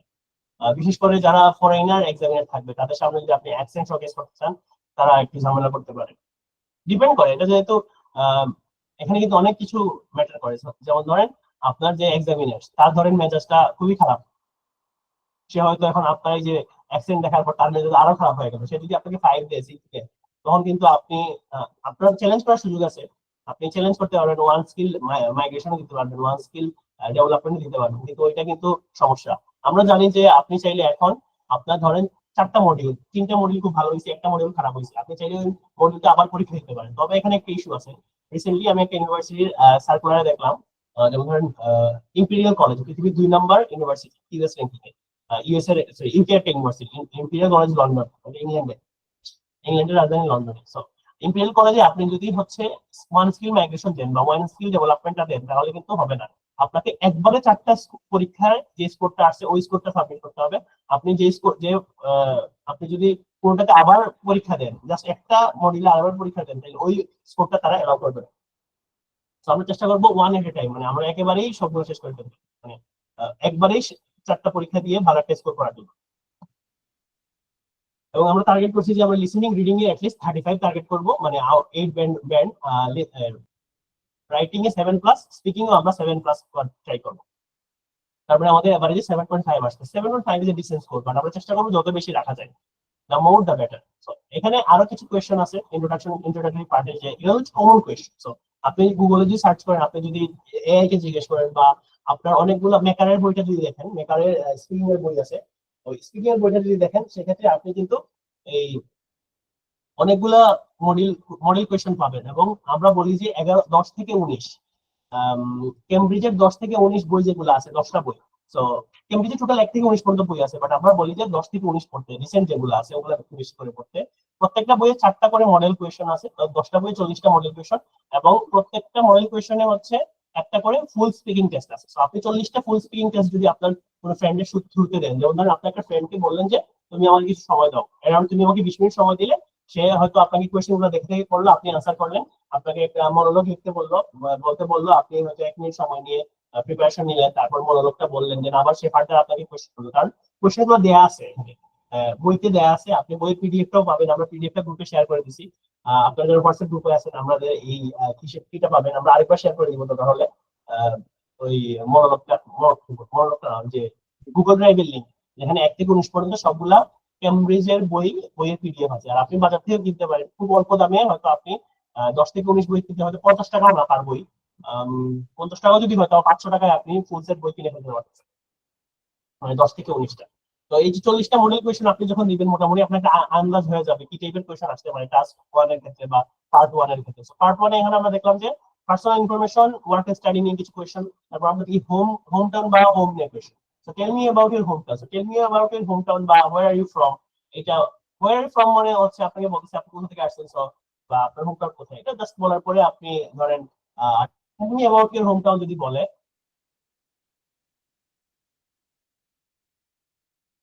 ওকে, আচ্ছা, আমাদের হোয়াটসঅ্যাপ গ্রুপের লিংকটা কিসে শেয়ার করা হয়েছে, চ্যাটে, আপনারা সবাই জয়েন করে ফেলেন। এবং আমাদের আমরা আরেকটা বিষয় জানি, সেটা হচ্ছে যে আমরা এই সেশনের শেষে এই বিষয়টা নিয়ে আরো কথা বলবো, যে আমাদের ওয়েবসাইটে অনেক বিষয় অনেকগুলো ফ্রি রিসোর্স আছে, যেমন ধরেন আমাদের প্রতি শনি সোম এবং বুধবারে আমাদের সন্ধ্যা 7:30 থেকে রাত 8:30 পর্যন্ত আমাদের স্পিকিং সেশন হয়। স্পিকিং সেশনে আপনি যদি জয়েন করেন, একটা ফ্রি সেশন, তখন আপনি এক্সপার্ট যারা গাইড আছে, এক্সপার্ট যারা মানুষজন আছে আমাদের জ্ঞান ধরে, তারা আপনাকে স্পিকিং এর ব্যাপারে হেল্প করবে। এবং আমরা জানি যে প্র্যাকটিসের কোনো বিকল্প নাই। রিডিং বলেন বা রাইটিং বলেন, আপনি ধরেন এক্সাম হলে আপনার যদি কমন না পড়ে, আপনি কিন্তু বা লিসেনিং এর ক্ষেত্রে আপনি যদি কোনো কিছু আনসার না করেন, আপনাকে কেউ কিছু বলবে না। কিন্তু রিডিং স্পিকিং এর ক্ষেত্রে যেহেতু ফেস টু ফেস কথা বলতেছেন, কেউ আপনাকে কোয়েশ্চেন করলো, আপনি কিছু বলতে না, যদি বলতে না পারেন, আপনার নিজের কাছেও খারাপ লাগে। মানে প্র্যাকটিসের অভাবে, মোস্ট অফ দ্য কেসে আমরা প্র্যাকটিসের অভাবে আমরা বলতে পারি না। আমাদের কোয়েশ্চেন কি করতেছে আমরা বুঝতেছি, আমরা কি আনসার করবো ওটা আমরা বুঝতেছি, কিন্তু আমরা শুধু ওই যে সেন্টেন্স স্ট্রাকচার ডেভেলপ করে বা রিয়েল লাইফ প্র্যাকটিসের অভাবে আমরা ডেলিভারি দিতে পারি না। সো আপনারা যদি আমাদের সাথে জয়েন করেন, প্রতি শনি সোম আর বৃহস্পতিবার সন্ধ্যা 7:30 থেকে 8:30 আমাদের স্পিকিং ক্লাবে, আমরা জ্ঞানঘর.com এর ওয়েবসাইটটা আমাদের, আমি জ্ঞানঘরের মানুষজনকে বলবো আপনারা কাইন্ডলি কমেন্টে হচ্ছে আমাদের স্পিকিং ক্লাবের যে লিঙ্কটা আছে জ্ঞানঘর.com/free স্পিকিং ক্লাব, ওইটার লিঙ্কটা যদি শেয়ার করে দিতে পারেন। আবার হচ্ছে আমরা একটু গ্রুপেও শেয়ার করে দিচ্ছিলাম আমাদের স্পিকিং ক্লাবের হচ্ছে বলে লিঙ্কটা, আপনারা ওয়েবসাইটে গিয়ে অ্যাকাউন্ট ওপেন করবেন। অ্যাকাউন্ট ওপেন করে আমাদের হচ্ছে সেশনে জয়েন করতে পারবেন। ওয়েবসাইটে এমবেডেড আছে আমাদের গুগল মিটের লিঙ্ক গুলা, এবং আপনারা প্রতি শনি সোম এবং বৃহস্পতিবার জয়েন করতে পারেন। এবং সাথে সাথে আমাদের মক টেস্টও আছে, আপনারা হচ্ছে ফ্রিতে মক টেস্ট দিতে পারবেন, প্রিমিয়াম মক টেস্টও আছে। আমরা মক টেস্ট সেদিন আমাদের যখন রিডিং ক্লাস ছিল, আমরা একটা ফুল প্যাসেজ, আমাদের 3টা প্যাসেজ থাকে, একটা প্যাসেজ আমরা পুরোটা বসে সলভ করছি। আমাদের রাইটিং এর ক্ষেত্রে আমরা চেক করে দেখছিলাম যে ওয়েবসাইটে কিভাবে রাইটিং, আমরা কম্পিউটার বেসড টেস্ট যদি দেই, সেক্ষেত্রে আমরা রাইটিং টেস্টটা আমাদের কিভাবে আমরা অ্যাপ্রোচ করি। যেমন ধরেন আমি যদি একটা উদাহরণ দিই, আপনারা যারা গতকালকে সেশন মিস করছেন, যে আপনি যদি পেপার বেস পরীক্ষা দেন, এখন যেহেতু পেন্সিল ইউজ করার সুযোগ নেই, তার মানে কোনো একটা ওয়ার্ড যদি আপনি কাটেন, সেক্ষেত্রে আপনি ওটা আবার যদি লেখেন, একটা হচ্ছে মেসি সিচুয়েশন তৈরি হওয়ার সম্ভাবনা থাকে। আপনার হ্যান্ড রাইটিং এ যদি কোনো ইস্যু থাকে, আপনার যদি হ্যান্ড রাইটিং আমার মতো বাজে হয়, সেক্ষেত্রে অনেক ক্ষেত্রে হয়তো আপনার লেখাটা এক্সামিনে নাও বুঝতে পারে। কম্পিউটার বেসডে কিন্তু এই সমস্যাটা নেই, সবার জন্য সেম মানে ফন্ট গুলাই অ্যাভেলেবল থাকবে। তার উপরে আপনি যদি ওয়ার্ড কাউন্টের একটা বিষয়, আপনি যদি হাত দিয়ে লিখেন বা পেপার বেস পরীক্ষা দেন, আপনার কিন্তু ওয়ার্ডটা অবশ্যই কাউন্ট করতে হবে, কারণ 150 ওয়ার্ডের নিচে যদি আপনি টাস্ক 1-এ লিখেন, সেক্ষেত্রে আপনার মার্ক কমে যাবে। আর আপনি যদি টাস্ক 2-তে 250 ওয়ার্ডের কম লিখেন, সেক্ষেত্রে আপনার মার্ক কমবে। কিন্তু কম্পিউটার বেসড পরীক্ষা যদি দেন, আপনি একটা ওয়ার্ড লিখলে নিচে একটা অপশন আছে, ওখানে লিখে থাকবে যে কয়টা ওয়ার্ড আপনি টোটাল লিখছেন। তো আপনাকে ম্যানুয়ালি আবার ধরে ধরে সবগুলো ওয়ার্ড গুনতে হবে না, এতে আপনার সময়টা সেভ হবে। তো আমরা আবার চলে আসি যে আমাদের ক্লাস, এখানে পার্ট 1-এ ইন্ট্রোডাকশনে হোম টাউনের কোয়েশ্চন হচ্ছে, tell me about your hometown. যদি বলে আপনি বলবেন যে I am from, my hometown is Dhaka, Dhaka is the capital city of Bangladesh, it is one of the mostly or one of the densely populated cities all over the world. বলতে পারেন যে I currently live in Mirpur which is the center or the heart of Dhaka. এরকম কয়েকটা sentence বলতে পারেন, চেষ্টা করবেন যে at least 3-4টা সেন্টেন্স বলার। What do you like most about your hometown? So the most as my hometown is Dhaka, the most important thing that I like is in Bangladesh everything is centered around Dhaka. তো আপনার বলতে পারেন যে বাংলাদেশের একটা সমস্যা আছে, বাংলাদেশ সবকিছু ঢাকা বেসড। মানে আপনি জীবনের কখনো না কখনো আপনি যদি কিছু ভালো কিছু করতে চাচ্ছেন বাংলাদেশে, সেক্ষেত্রে ঢাকাতেই আসতে হচ্ছে। সো এই যে সমস্যাটা, এই সমস্যাটা কিন্তু সলভ করা অনেক ঝামেলার ব্যাপার। তো এটাকে বলা হয় যে ডিসেন্ট্রালাইজেশন যদি করা হয়, যে ঢাকাটাকেই ঢাকার সব ফেসিলিটিটা যদি বিভিন্ন ডিস্ট্রিক্টে ডিস্ট্রিবিউট করে দেওয়া হয়, তখন ঢাকার উপর চাপ কমবে। পার ডে অ্যারাউন্ড 4 কোটি মানুষ ঢাকাতে থাকতেছে, মানে 2 কোটি মনে থাকতেছে, আরো হচ্ছে যাওয়া আসার মধ্যে আরো 2 কোটি মানুষ আছে। Do you live in a house or in apartment? এখন হাউস বলতে হচ্ছে বাসা, বা একটা বাসা, নিজস্ব বাসা, বা হয়তো এখানে হাউস বলতে তারা হয়তো মানে বলতেছে এরকম যে এমন একটা শুধুমাত্র আপনি ওই বাসায় আছেন, এরকম একটা বাসা, 2 তলা বাসা হতে পারে, 1 তলা বাসা হতে পারে। আর অ্যাপার্টমেন্ট মানে হচ্ছে আপনি কোনো একটা ফ্ল্যাট রেন্ট করে আছেন কিনা, ফ্ল্যাটে থাকতেছেন কিনা। তো এটা আপনি বলতে পারেন যে জাস্ট শুধু যদি বলেন না I live in an apartment, না বলে I live in an apartment with three rooms with my family. We have one kitchen, two washrooms. My apartment is currently my apartment is in Mirpur, Dhaka. where also I'm which is also my hometown in Komobolpura. So what's your favorite room in your home? So my favorite room is my bedroom, where I spend most of the time in my of my day. I study in my bedroom, as well as I watch movies and play video games. I also occasionally pray my prayers in my room when I don't go to the mosque. এই টাইপের কথা বলতে পারি। So is there anything you would like to change about your room? So এখানে আপনি হয়তো বলতে পারেন যে I want to decorate my room with many wallpapers, as well as I want to paint my room in the color of blue or green. এটা মানে যা মন চায় আপনি বলতে পারেন, জাস্ট রেলেভেন্ট কথা হইলেই হবে। যেমন এটা সত্য না মিথ্যা এটা যাচাই করবেন, আপনার বাসায় এসে দেখবেন না যে আপনার বাসা কি সত্যি সত্যি আপনি ব্লুতে পেইন্ট করছেন কি। এরপর হবিজ এন্ড ইন্টারেস্ট নিয়ে কোয়েশ্চেন করে, what do you usually do in your free time? So বলবো আপনার লেজার টাইমে আপনি কি করেন। আই ইউজুয়ালি আপনি এটা বলা দরকার নেই যে I usually slip in my free time, তো আপনার সম্বন্ধে হয়তো নেগেটিভ একটা ধারণা পাবে। আপনি বলতেন I usually watch movies, I hang out with my friends, I play video games, I read travel books or non-fiction books. I go for a walk in my free time, or I hit the gym in my free time. অনেক কিছু বলার আছে। I play cricket, football, অনেক কিছু। Do you have any hobbies? তো hobbies থাকলে একটা বানায় দিবেন। আপনার যদি হবি না থাকে আপনি বলবেন যে I like to play I like to play games in the field, cricket, football, এটা বলতে পারেন। I like to my hobbies are reading books, travel, অনেক কিছু বলতে পারেন। my main hobby is reading books. তারপর হয়তো আপনি বলতে পারেন যে Dale Carnegie is my favorite writer. Recently I read a book named How to Influence People, which is one of the best seller book in the non-fiction criteria. So that এরকম কিছু কথা add করে দিবেন। How often do you do that activity? মানে আপনি frequently বা weekly one day এরকম বলতে পারেন। Do you prefer, আপনি যদি কম করতে পারেন তখন বলতে পারেন যে I am too much busy with my academics, hence I could not have much leisure time. For this reason I could not or I cannot read books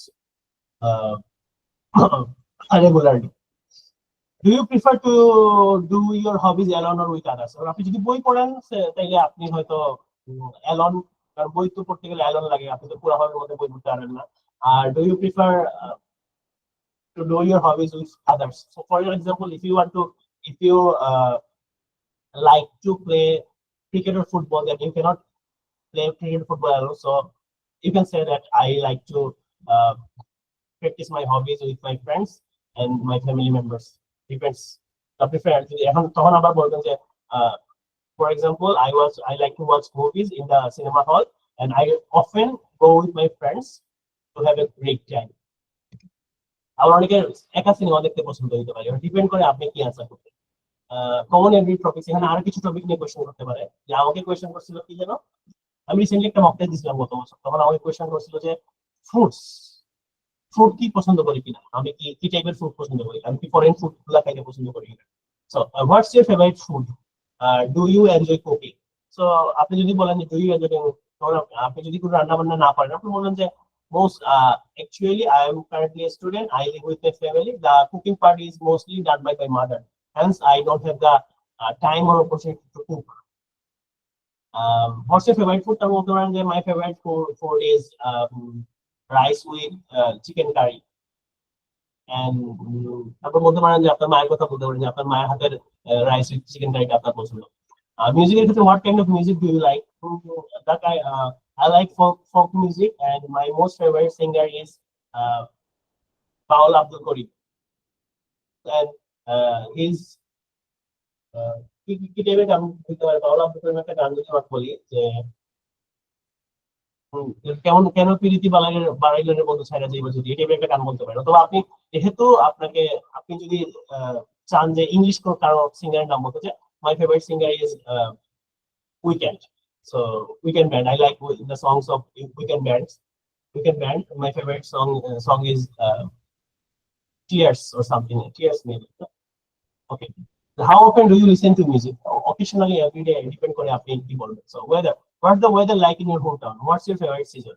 favourite season তো আপনারা জানেন যে এক একজনের একটা সিজন পছন্দ হতে পারে। কারো হয়তো সামার লাভার, অনেকে সামার লাভার, অনেকে উইন্টার লাভার। তো রিসেন্টলি হচ্ছে যখন ওই শীতকাল ছিল, যখন শীতের প্রকোপটা অনেক বেশি ছিল, তখন ফেসবুকে বিভিন্ন ইভেন্ট মানুষ দিত যে সামার লাভার, উইন্টার লাভার টাইপের বিভিন্ন ভিডিও, সরি যে ফেসবুক ইভেন্ট। যেমন এখন যেহেতু খুব বেশি গরম পড়ছে, তো সেদিন একটা ইভেন্ট দেখলাম যে সামার লাভারদের গরমে কি ছিল কিনা, গরম পানিতে ভিজানোর কর্মসূচি এই টাইপের। শাহবাগে হচ্ছে আন্দোলনের স্পট। তো বেশিরভাগ ক্ষেত্রে যতগুলা এরকম ইভেন্ট হয় সবগুলা হচ্ছে আন্দোলনের স্পট থাকে শাহবাগ। জাস্ট সো এটা একটা ফানি পার্ট ছিল। যাই হোক, so what's the weather like in your home town? For আপনি যদি উত্তরবঙ্গে হন, আপনি যদি রাজশাহীর মানুষ হন, তখন রাজশাহীতে গরম অনেক বেশি থাকে। অন্যদিকে আপনি যদি চিটাগং বা সিলেটে হন, সেক্ষেত্রে সিলেটে আবার একটু গাছপালা বেশি। সিলেটে দেখা যায় সারা বাংলাদেশে অনেক গরম হইলেও সিলেটে হয়তো একটু ওয়েদারটা বেটার। ঢাকাতে অনেক বেশি পলিউশন বেশি, এজন্য ঢাকাতে কিন্তু একটু গরম, একটু ভ্যাপসা গরম থাকে। অনেকের রেইনি সিজন পছন্দ, তো কেন পছন্দ সেটাও বলবেন। হোয়াটস ইউর ফেভারিট সিজন যদি বলেন, আপনি বলতে পারেন my favourite season is winter, because in winter I often I like the winter season. পছন্দ অনেক কারণ হতে পারে। In winter season, my universities or my classes are we have winter break. For in the time, I spend time with my family and with my friends. I have lots of fun.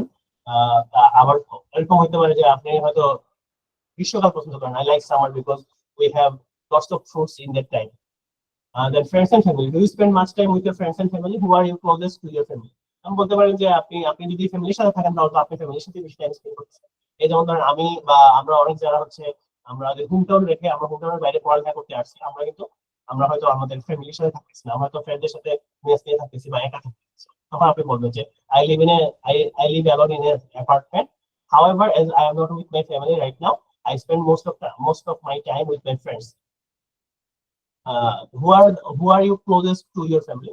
Mother, father, sister, brother, যে হইতে পারে, যে কেউ হইতে পারে। So daily routine, what is your typical daily routine? Is it different on weekend? So what is your typical daily routine?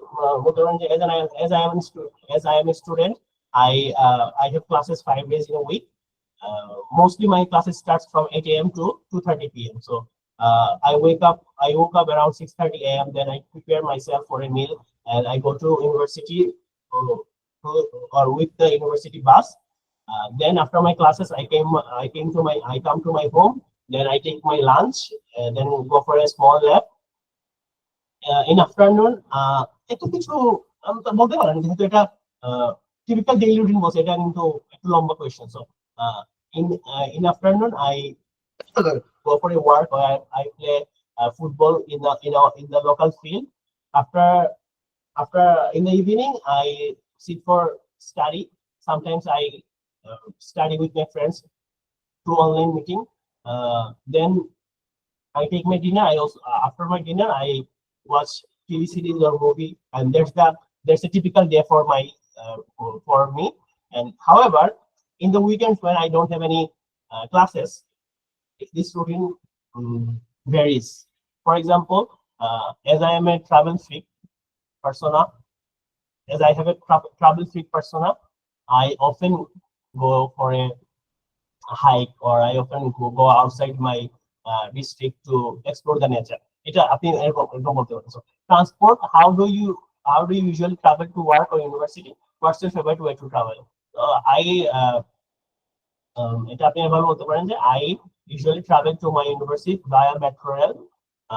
I use the Mirpur station, and my university is Dhaka University, so I drop to the Dhaka University station, which takes around 20 minutes. And my favorite way to travel is via metro, because it's air conditioned, as well as it is very fast. I can easily move around the city in a very short period of time. তারপর বলছে shopping, do you enjoy shopping? What kind of things do you usually buy? So আপনি কি shopping পছন্দ করেন কিনা? তো এখানে do you enjoy shopping? So I enjoy shopping mostly as the e-commerce business are booming. I usually do shop via online, and currently my daily life shopping, for example, my food items, I don't go to the supermarket or the regular market. I order it via e-commerce site. what kind of things do you usually buy? So for example, for me, I usually buy the grocery items from online. এটা বলতে পারেন। ওকে, so আমাদের part 1 টা গেল। So part 1 এ অনেকগুলো question নিতে পারে। So part 2 তে এখানে দেখেন যে পার্ট 2 পার্ট 3 কিউ কার্ড হচ্ছে পার্ট 2 আর পার্ট 3 হচ্ছে টু ওয়ে ডিসকাশন। এখানে যেমন ধরেন আমরা ফার্স্টে কিউ কার্ড দেখবো। প্রথমে হচ্ছে যে cue card describe a useful object that you use every day. You should say what is it, where you got it from, how often do you use it, and explain why it is so useful to you. So আমরা হচ্ছে keyword গুলো দেখে ফেলি, পাঁচটা keyword দেখে ফেলি, দেন হচ্ছে আমরা একটা একটা করে কথা বলছি। আরেকটা কিওয়ার্ডে বলছে describe a person who has influenced you a lot. You should say who this person is, how do you know them, what qualities they have, and explain how they have influenced your life. So আপনি যদি computer base পরীক্ষা দেন, আপনাকে screen share করে দেখাবে, আপনাকে জুমে হচ্ছে আমি যেটা দিছিলাম কম্পিউটার বেস পরীক্ষা, তো কম্পিউটার বেস এক্সামে আপনাকে স্ক্রিনটা হচ্ছে জুমে হবে এবং আপনাকে স্ক্রিন শেয়ার করে একটা কিউকার্ড দেখাবে। আর পেপার বেসড হইলে আপনি যখন ফিজিক্যালি স্ক্রিন টেস্ট দিবেন, আপনাকে একটা কার্ড দিবে বা আপনাকে একটা কাগজ দিবে যেখানে এই কোয়েশ্চনটা লেখা থাকবে। কম্পিউটার বেসড এর ক্ষেত্রে আপনার যে ল্যাপটপের সামনে আপনি এক্সাম দিবেন, ওখানে একটা সাদা কাগজ আর পেন্সিল রাখা থাকবে। আর পেপার বেসড পরীক্ষা হইলে আপনার হাতে এটা সাদা কাগজ আর পেন্সিলটা দিবে আর কি। তো কিউকার্ড আরেকটা বলছে যে describe place in your city or town where people go to relax. You should say where it is, what it looks like, what activities do people do there, and explain why people find it relaxing. But article also describe a time when you tried something new for the first time. You should say when it happened, what you tried, who you were with, and explain how you felt about this experience. So describe a hobby or interest you have that you enjoy doing. You should say what it is, how long you have had this hobby, interest, who you usually do it with, and explain why you enjoy it so much. তো আমাদের যে way, আমরা যে ওয়েতে এই কোশ্চেনটা answer করব সেটা হচ্ছে আমাদেরকে যে কলম বা যে পেন্সিল দিবে, সাথে একটা কাগজ দিবে, আমাদের হাতে 1 মিনিট সময় আমরা হচ্ছে কি বলবো সেটা নিয়ে প্রিপারেশন নেওয়ার জন্য। তো আমরা কি করব, আমরা শুধুমাত্র এই চারটা কোশ্চেনের আনসার একটা ওয়ার্ডে লিখব। Describe a useful object that you use every day. So a useful object কি হতে পারে, মোবাইল ফোন। সো আমরা প্রথমে একটা বুলেট পয়েন্ট লিখবো মোবাইল ফোন, পরে আমাদের হচ্ছে where you got it from. So mobile ফোনটা আমরা কি করছি, I got it from my father got it for me. How often you use it, on occasion or not occasionally. So mobile phone আমরা continuously use করছি। So mobile phone is a part and parcel of my life. I often regularly use it. Just part and parcel of life. একটা note down করলাম, then explain why it is so useful to you. So কেন useful, academic, communication, entertainment, এই কয়েকটা word আমরা লিখে ফেললাম একটু। দেন আমরা মাথার মধ্যে প্ল্যান করলাম যে আমরা কি বলবো। তো আমাদের যদি বলে তখন আমরা বললাম যে ধরো ইউজফুল অবজেক্ট কি। সো যদি আমাকে প্রথমে আমাদের বলে তখন আপনি ডিরেক্ট শুরু করবেন না, আপনি এভাবে বলবেন যে আপনি হাতে 2 মিনিট সময় নেবেন, মানে আপনি 2 মিনিট কথা বলার মতো কন্টেন্ট রেডি করবেন আপনার মাথায়। সো এটা কিভাবে রেডি করবেন, আপনাকে অবশ্যই প্র্যাকটিস করতে হবে অনেক বেশি। আপনি যখন ফ্লুয়েন্সিটা আপনার বাড়বে, অটোমেটিক কথাগুলো চলে আসবে। কারণ আপনাকে যদি বলে যে মোবাইল ফোন নিয়ে বাংলাতে বলেন, আপনি কিন্তু অনেকক্ষণ কথা বলতে পারবেন। সো আপনি যদি ফ্লুয়েন্ট থাকেন তাহলে ওই বাংলাটাকেই আপনি ইংলিশ করে কথা বলেন না কেন। সো আপনি যখন ইউজফুল অবজেক্ট বললো, আমরা মোবাইল ফোন বললাম, আমরা নোট করলাম কিভাবে, আমরা এই চারটা কোয়েশ্চন আমরা এমন ভাবে 2 মিনিট কথা বলবো, এই যে চারটা কোয়েশ্চন আছে যেটা আমরা চারটা কোয়েশ্চনটা আমাদের কথা বলার মাধ্যমে আনসার হয়ে যাচ্ছে। তো আমরা বললাম যে ধরেন শুরু করলাম আমরা এভাবে যে আমরা প্রথমে শুরু করবো যে the cue card I was given is a useful object that I use every day. Starting এ হচ্ছে এই কথাটা বলবো আমরা। so for me, মানে আমার জন্য it is mobile phone that I use every single day of my life. এটা বললাম। তারপর বলছি যে so where you got it from, I got it from my father. The model I am currently using is অথবা বলতে পারেন যে I got it from my office. মানে আমার হাতে যে ফোন আছে ধরেন এটা আমার হচ্ছে আমি যে অফিসে কাজ করি, তো অফিস থেকে আমাকে দিয়েছে। আমি যদি বলি যে I got this mobile phone from my office as my work purpose, as well as I also have a personal phone. The phone এখন দেখেন আপনি যদি প্রত্যেকটা কোশ্চেনের আনসারে 1 লাইন করে বলেন বা 2 লাইন করে বলেন তাহলে কিন্তু 2 মিনিটে কথা বলা যাচ্ছে না। 2 মিনিট কিন্তু অনেক সময়, যখন আপনি ইংলিশে কথা বলবেন 2 মিনিট কিন্তু অনেক সময়। সো আপনি বলতে পারেন the mobile phone I am currently using is এটা কোন কোম্পানির ফোন, এটা হচ্ছে Realme. So the mobile phone I am currently using is from Realme company. The model I am using is C63. This phone has 8 GB memory, 8 GB RAM, and 256 GB storage. তারপর ধরেন হচ্ছে আপনি আপনার হয়তো ততক্ষণে 1 minute হয়ে গেল, দেন আপনি বললেন যে how often you use it. I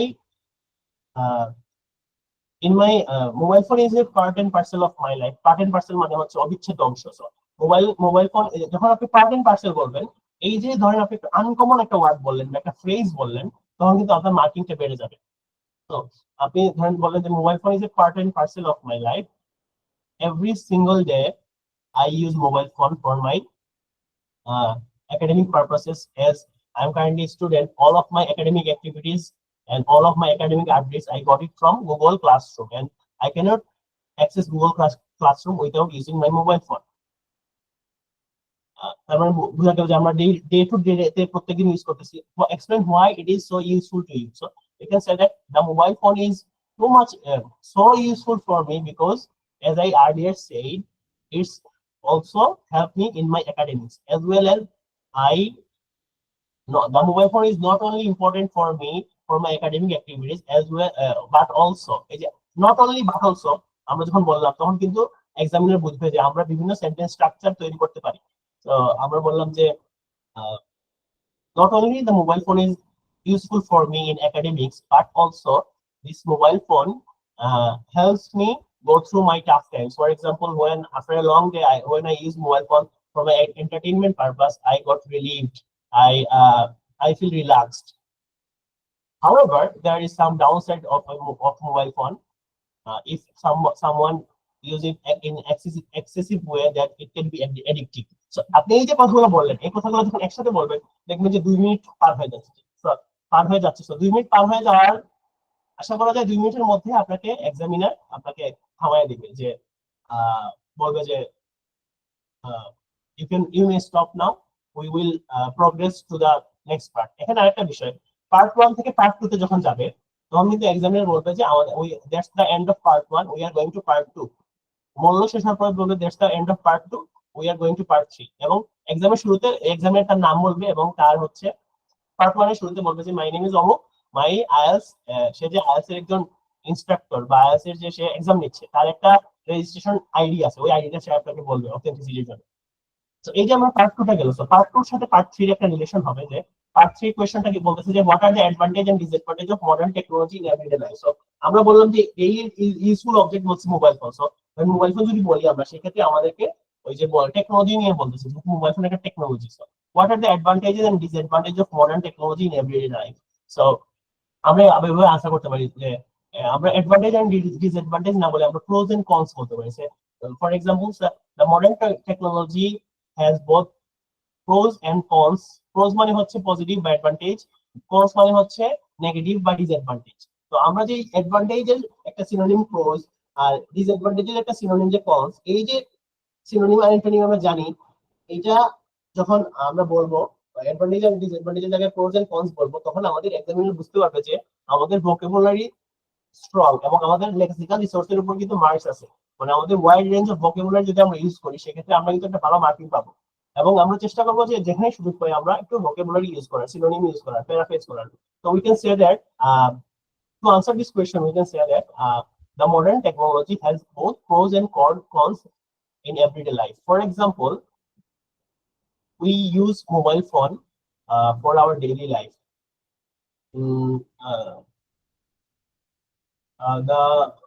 The usefulness of mobile phone is varied.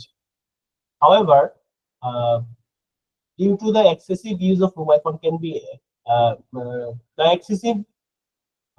the addictive, আমরা এটা বলতে পারি যে excessive use of mobile phone can be addictive. Some people commit suicides over excessive use of mobile phone. আপনি একটা দুটো উদাহরণ দিতে পারেন। আর অ্যাডভান্টেজের ক্ষেত্রে আমরা বলতে পারেন যে as I am a student, I get all of my updates from WhatsApp or social media groups where all my academic updates are posted. So আপনার একাডেমিক পারপাসে কিন্তু অ্যাডভান্টেজ আছে টেকনোলজি। সো এই টেকনোলজি কিন্তু আমরা একাডেমিতে হেল্প করতেছে। আর ডিসঅ্যাডভান্টেজের ক্ষেত্রে হইতে পারে যে excessive amount of social media যদি কেউ ইউজ করে এটা তাদের ক্ষেত্রে ক্ষতিকর কারণ হয়। So, do you think people rely too much on technology these days? Why or why not? এটা খুব সুন্দর প্রশ্ন।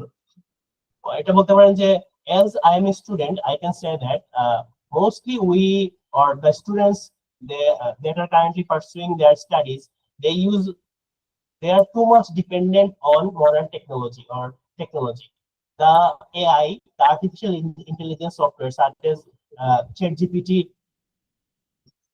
or ChatGPT এর সাথে আর কি হতে পারে, ChatGPT এর সাথে হচ্ছে ডিপসিক আছে, তারপর Gemini আছে। So for example, the modern artificial intelligence softwares are used too much for the assignments. We know that using AI for assignments will give you a 0 in your assignments.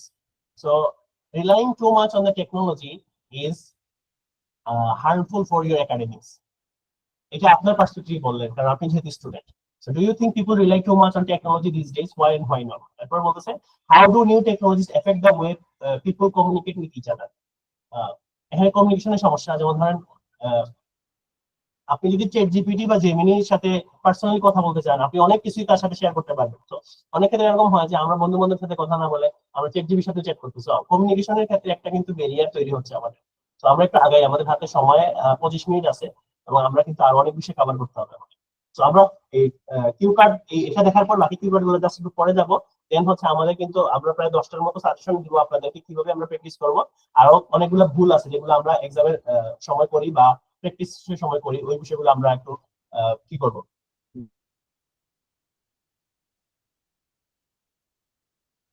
Address করব। So এবার বলছে, do you think spend money on living? Obviously, I believe people spend too much money or people are extravagant. Extravagant মানে হচ্ছে অতিরিক্ত খরচ করে। Too much money আর extravagant যদি বলেন, সেক্ষেত্রে কিন্তু আপনাকে একটা ভালো মার্ক দিবে ভোকাবুলারি ক্ষেত্রে, যেহেতু লেক্সিক্যালি সোর্সের মার্কস আছে। So people are extravagant on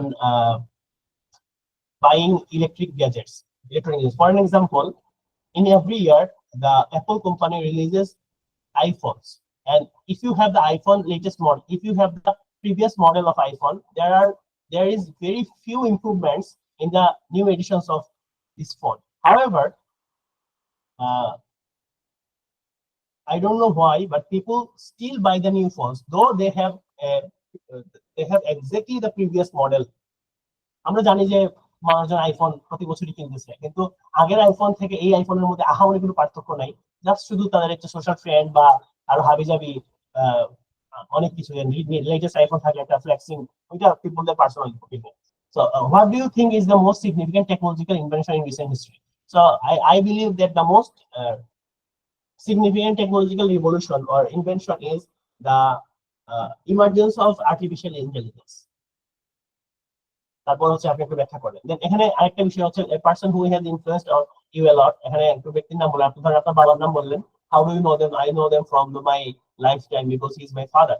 What qualities they have? বলতে পারেন যে আপনার বাবার একটা অনেক ভালো ভালো কোয়ালিটি বললেন, বা আপনি কোনো এখানে কিও বলতে পারেন, আপনার হচ্ছে আমাদের কোনো নবী রাসূলের নামও বলতে পারেন, আপনি কোনো সোসাইটির কোনো প্রধানের নামও বলতে পারেন, হিস্টোরিক্যাল কোনো পার্সনের নামও বলতে পারেন। What qualities they have, explain how they have influenced your life. তারপরে হচ্ছে questions, influence and role models. Who do you think has a greater influence on young mind, their family or their friends?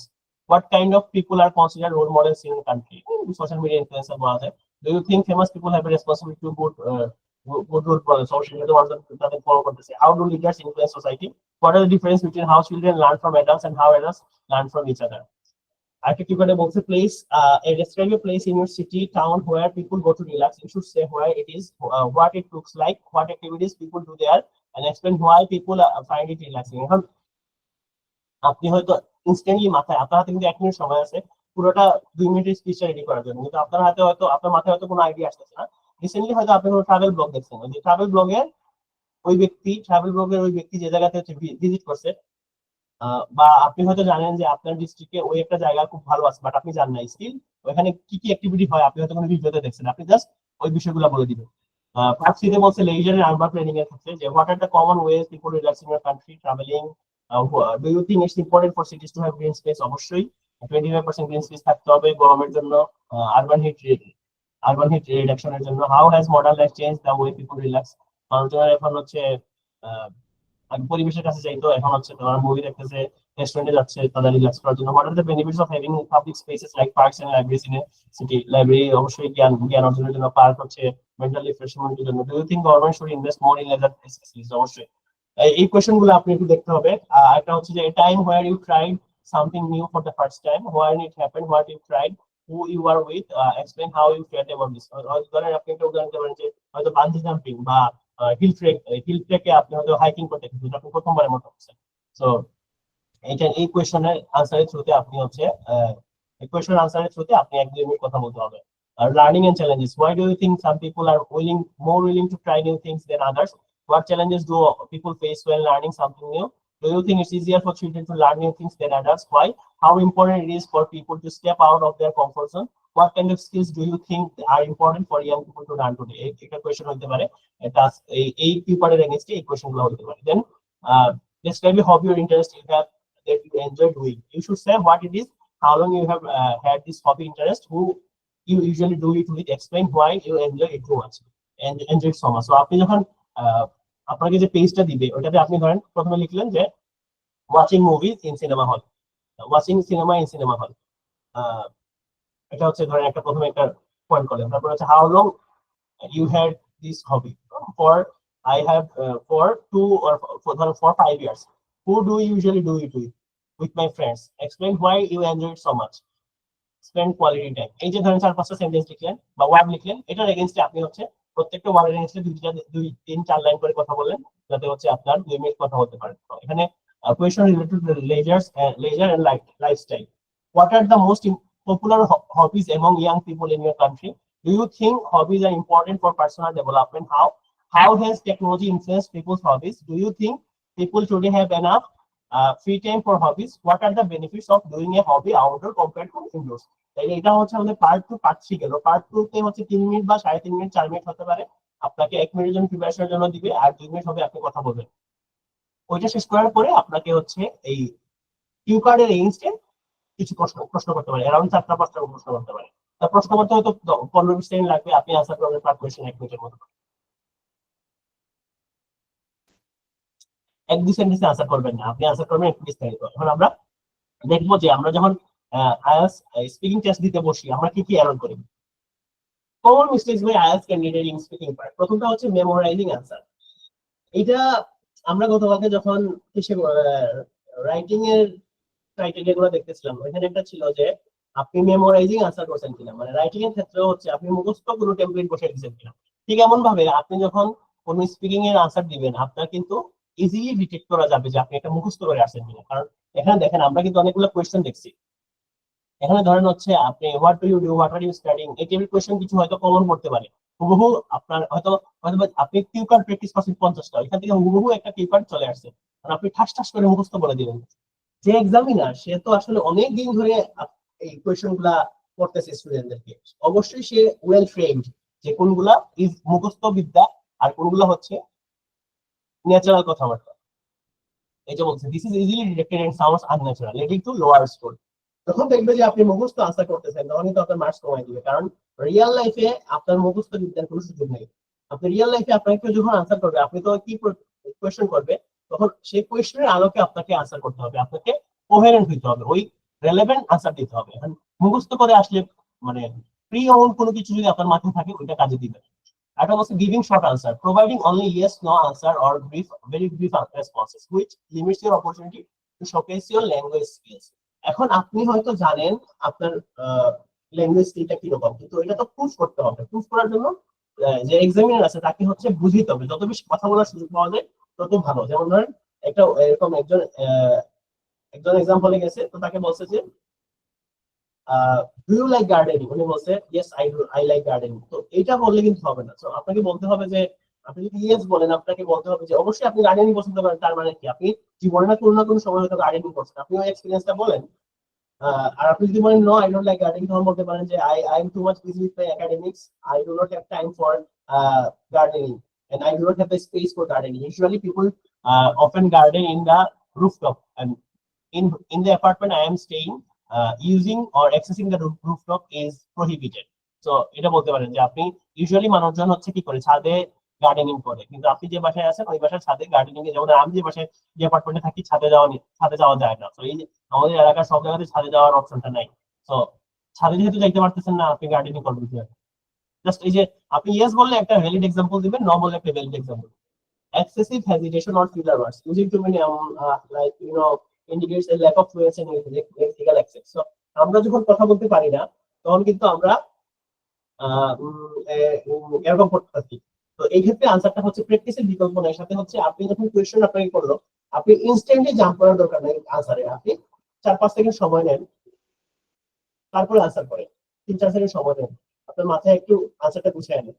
কিন্তু আমি like so এই টাইপের যে মুদ্রাগুলো যেগুলো আছে ওগুলো আপনার অ্যাভয়েড করার চেষ্টা করবেন।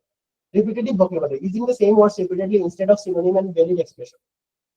আমরা কতদিন বলছিলাম যে আপনার যদি কোনো একটা ওয়ার্ডের ভোকাবুলারি আপনি না জানেন তখন এটাকে ডাবল নেগেটিভ নেগেটিভ করে দিলে হবে। সাপোজ উদাহরণ দিয়ে যদি বলি যে গুড, গুড মানে হচ্ছে ভালো, সো আর ব্যাড মানে হচ্ছে খারাপ। সো গুড এর কোনো একটা সিনোনিম আপনি খুঁজে পাচ্ছেন না, তখন আপনি বলতে পারেন নট ব্যাড। মানে গুড এর নেগেটিভ, গুড এর হচ্ছে অ্যান্টোনিম বা বিপরীতার্থক শব্দ হচ্ছে ব্যাড। সো নট ব্যাড মানে খারাপ নয়, তো খারাপ নয় মানে কি ভালো।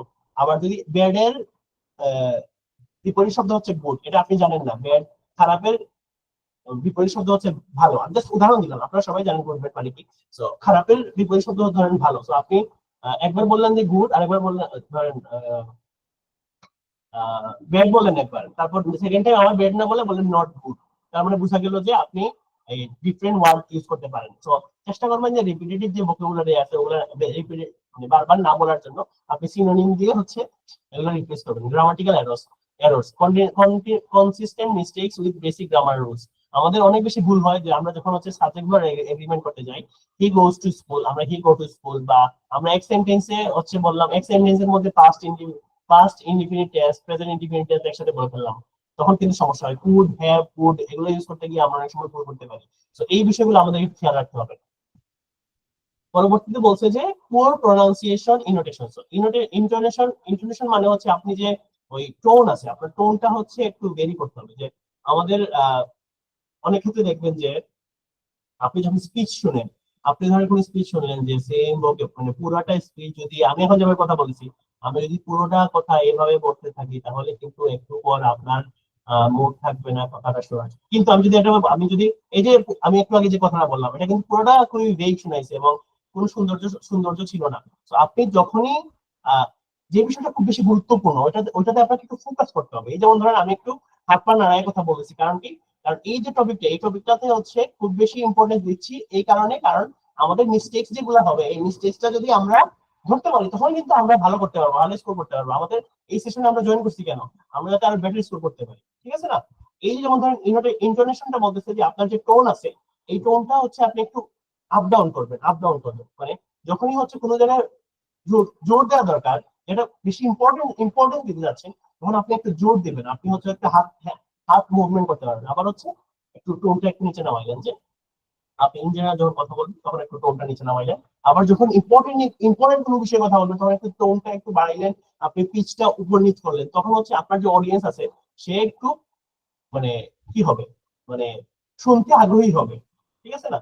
এবং প্রোনাউন্সিয়েশন বলতেছে যে আমাদের আহ যেমন ধরেন ফেভারিট, আমরা হয়তো ফেভারিট বলতে পারি, এটা হচ্ছে ফেভারিট। সো ফেভারিট বলতে পারেন ফেভারিট, বা আমরা হচ্ছে অনেকগুলো শব্দ উচ্চারণ করতেছি যেটা কিনা সঠিক হচ্ছে না। তো আপনাদের উচ্চারণগুলো সঠিক শিখতে হবে। নট লাইক এ ব্রিটিশ তারা যেভাবে উচ্চারণ করছে ওভাবে উচ্চারণ করা দরকার নাই। রিভার, তারা হচ্ছে রিভার রিভার বললে হচ্ছে, তারা হয়তো রিভার বলতেছে। সো রিভার বলতে আপনার বলা দরকার, আপনি রিভার বলে। সো মামলিং মানে হচ্ছে আপনি মুখে জড়তা, স্পিকিং টু ফাস্ট, অনেক বেশি স্পিডে কথা বলতেছি। আমি এখানে একটু স্পিডে কথা বলতেছি কারণ আমাকে অল্প সময় অনেক বেশি টপিক কভার করা লাগতেছে। ইউজুয়ালি আমাদের লেকচারে আমরা স্পিকিং এর জন্য 6টা 8টা ক্লাস নেই। এই 6টা 8টা ক্লাসের যে কন্টেন্ট সবগুলো কন্টেন্ট আমি 1.5 ঘন্টায় কভার করার চেষ্টা করতেছি। এজন্য হচ্ছে আমি একটু বেশি স্পিডে কথা বলতেছি। So or having a flat intonation that can make it intonation can make it difficult for the examiner to understand you even if your grammar and vocabulary are good. এই যে আপনি যদি পুরোটা সময় একই টোনে কথা বলেন তখন কিন্তু এটা বোঝা যাবে না যে আপনি কোন জায়গাতে গুরুত্ব দিচ্ছেন, কোন জায়গাতে গুরুত্ব দিচ্ছেন। তো আমার এক্সাম্পল থেকে বলতে পারি, আমাদের একজন ফ্যাকাল্টি মেম্বার ছিলেন যে উনি পুরোটা সময় সেম টোনে কথা বলেন। তো উনি কখন কোন জায়গাতে জোর দিচ্ছেন আমরা বুঝতে পারি না।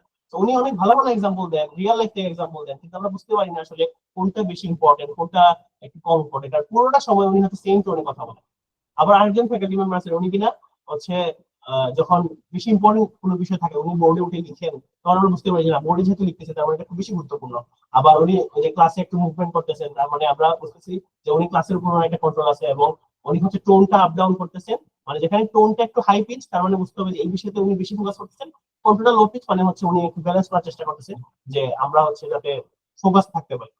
গোয়িং অফ টপিক মানে এখানে একটা বলতেছে যে আপনাকে যে কোয়েশ্চেন করতেছে, আনসার কোয়েশ্চেন করতেছে, আপনি ডিরেক্টলি ওটা আনসার জানেন না, সো আপনি হচ্ছে আশেপাশে ঘোরাফেরা করতেছেন, এটা করা যাবে না। আপনি হচ্ছে ডিরেক্ট আনসার করতে হবে। আপনার চেষ্টা করতে হবে যে আপনাকে যে কোয়েশ্চেন করছে আপনি আপনার নিজের ওপিনিয়ন দেওয়ার জন্য। পার্ট 3 তে হচ্ছে নিজের ওপিনিয়ন দেওয়া, পার্ট 1 এ হচ্ছে যে টপিক আছে সেটার সাথে আর কিছু অ্যাড করা।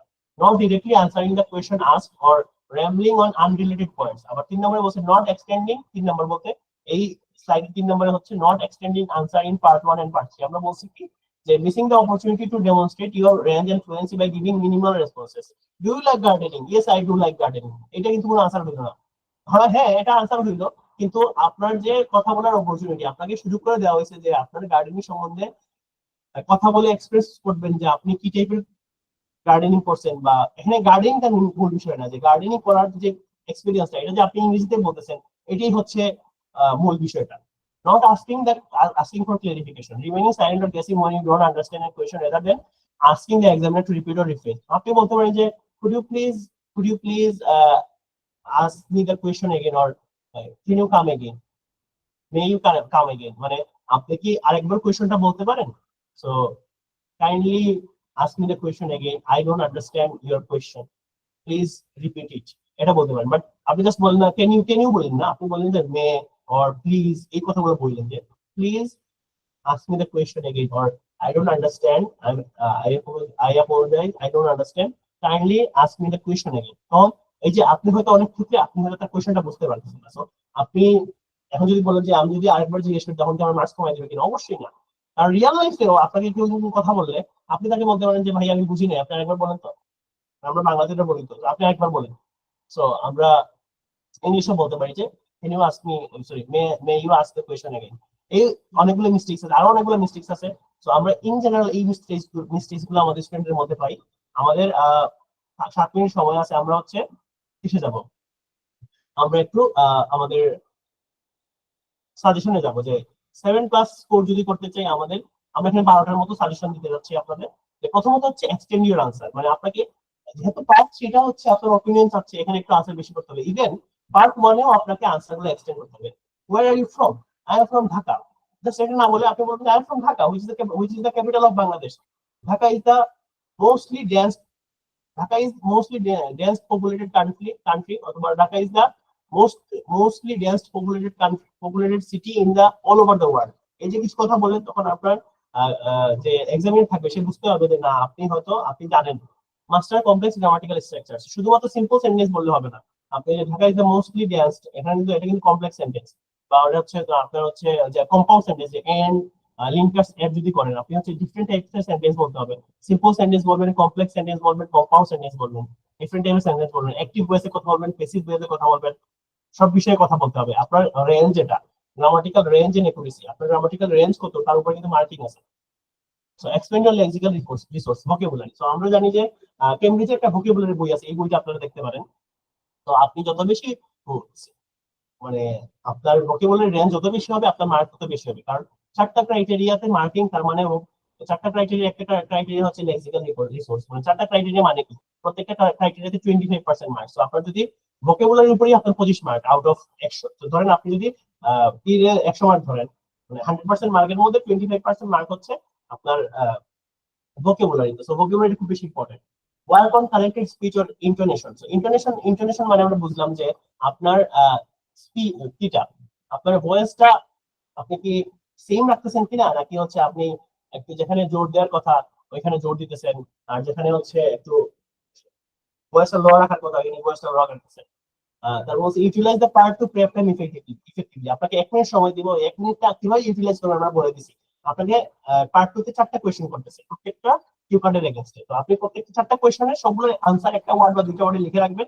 দেন প্রত্যেকটা ওয়ার্ডের এগেইনস্টে 3-4 লাইন করে কথা বলবেন, 3-4 লাইন করে কথা বললে আপনার মোটামুটি 2 মিনিটে কভার হয়ে যাবে। দেন হচ্ছে practice extensively with part 3 question. So part 3 question গুলোতে কিন্তু অনেক বেশি আনসার চাচ্ছে, ওপিনিয়ন চাচ্ছে। অনেক ক্ষেত্রে আপনি একটা কোশ্চেন আনসার করলেন, আনসার করার পরে আপনাকে আবার বলতে পারে কাইন্ডলি এড মোর এক্সাম্পল। তখন তো পার্ট 2 এর সাথে পার্ট 3 যে কোয়েশ্চেন গুলো আছে, আপনি যদি 10 থেকে 19 এর যে কেমব্রিজের বইগুলো আছে ওগুলোর যে প্রত্যেকটা কোয়েশ্চেন সলভ করতে পারেন, তখন কিন্তু মোটামুটি আপনার একটা আইডিয়া হয়ে যাবে। এছাড়াও মেকারের বই দেখতে পারেন, মার্কারের বই দেখতে পারেন আপনারা স্পিকিং এর জন্য।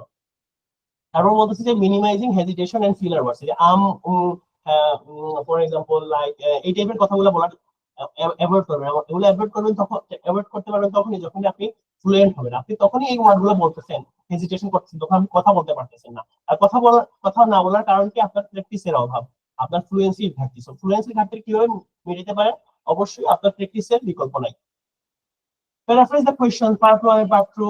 ইন্ট্রোডাকশনের ক্ষেত্রে ওই যে আপনাকে ওই যে আমরা যেটা বললাম, কিউ কার্ডে আপনাকে আপনাকে যে কিউ কার্ড বললো, আপনি ডিরেক্টলি বলবেন না যে ডিরেক্টলি আনসার চলে যাবেন না, বলবেন যে the cue card I was given is about a person that has influence in my life, for me that is অমুক। এই যে প্যারাফ্রেজটা আপনাকে যে কোয়েশ্চেন বললো, সো কোয়েশ্চনের যে ভূমিকা রেখে আপনি একটু আনসার করার চেষ্টা করবেন।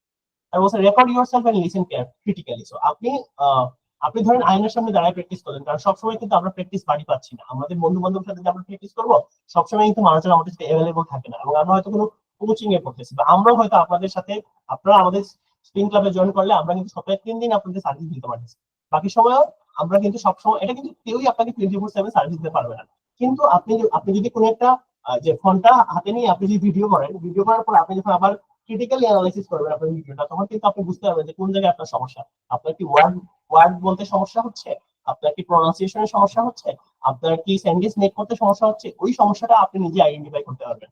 এবং এই আইডেন্টিফিকেশন করার মাধ্যমে আপনি বুঝতে পারবেন যে আপনার কোন জায়গাতে কাজ করতে হবে। এবং আপনি কিন্তু চ্যাট জিপিটির সাথেও কথা বলতে পারেন। চ্যাট জিপিটির ভয়েস রেকর্ডিংটা অন করে আপনি চ্যাট জিপিটির সাথে যদি বলেন যে I would like to make a conversation with you as I am preparing myself for IELTS speaking test, তখন সে কিন্তু আপনি কিছু বললে সে আনসার করবে, আপনি আরেক কিছু বললে আপনি আনসার করবেন। তারপর তাকে বলতে পারেন যে, তাকে ফুল একটা অডিও বা ফুল একটা ভিডিও দিয়ে বলতে পারেন যে আমাকে ক্রিটিক্যালি অ্যানালাইসিস করে দাও, আমার কোন কোন জায়গায় সমস্যা আছে, তখন সে কিন্তু আপনাকে বলে দিবে।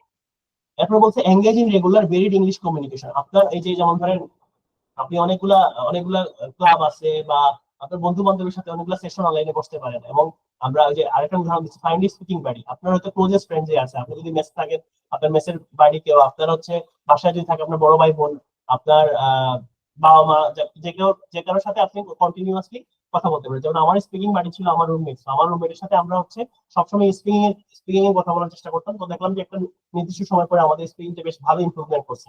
তো আমরা যেটা বললাম engaging regular varied English communication, এই 10 নম্বরটা 12 নম্বরটা interconnected. Join our English speaking club জ্ঞানঘর.com। এই যে দেখেন ফ্রি অনলাইন স্পিকিং ক্লাব আমাদের গুগল মিটের শনি সোম এবং বৃহস্পতিবার জ্ঞানঘর.com এ গেলে আপনি সন্ধ্যা 7:30 থেকে 8:30 পর্যন্ত সেশন করতে পারবেন। আপনি আমাদের হোয়াটসঅ্যাপ গ্রুপে যদি জয়েন থাকেন, সেক্ষেত্রে হোয়াটসঅ্যাপ গ্রুপে আমরা হচ্ছে লিংক দিয়ে দিচ্ছি প্রত্যেকটা সেশন শুরুর আগে, এবং আপনি আপনার ডেইলি ক্যালেন্ডারে প্রতি শনি সোম বৃহস্পতিবার বুক করে রাখলেন 7:30 থেকে 8:30। Speaking is not only for IELTS. আপনি আইএলটিএস না দিলেও স্পিকিংটা আপনার কাজে দিবে, কারণ আপনি যদি চাকরি করেন ইংলিশের বিকল্প নাই। আপনি পড়ালেখা করলে তো ইউনিভার্সিটি সবগুলো তো ইংলিশই, তো ইংলিশের কোনো বিকল্প নাই। সো এটুকু ছিল আজকে আমাদের সেশন। আমাদের 10:29 বাজে। আমরা এখন আপনাদের জন্য একটু প্ল্যাটফর্মটা ওপেন করে দিব। আমরা হচ্ছে এতক্ষণ কি করে রাখছিলাম, সবাইকে মিউট করে রাখছিলাম। সো আমরা এখন সবার কিটা ওপেন করে দিব আর কি, সবাইকে মাইক্রোফোন অন করা শুরু করে দিব। আমরা চ্যাট বক্সে লিখতেও পারবেন। হ্যাঁ, এখন আপনারা একটু কোয়েশ্চেন করেন, আপনাদের কোনো স্পিকিং নিয়ে কোনো কোয়েশ্চেন যদি থাকে। আজকে কিন্তু আমাদের সেশনটা মোটামুটি ওভার, মানে আমাদের 4টা মডিউলের 4টা সেশন আমাদের হয়ে গেছে। আজকে 5 নাম্বার সেশন হইলো। আমরা এখন কালকে টিপস এন্ড ট্রিক্স নিয়ে কথা বলবো। So listening, reading, writing, speaking, এই 4টা সেকশনে আমরা ফাইনাল এক্সামের দিন বা আমরা কিভাবে প্র্যাকটিস করব, ওই প্র্যাকটিসের জন্য আমাদের কি কি টেকনিক আমরা ফলো করতে পারি, ওই টেকনিকগুলো আমরা আগামীকাল দেখবো উইদিন 1.5 আওয়ার্স।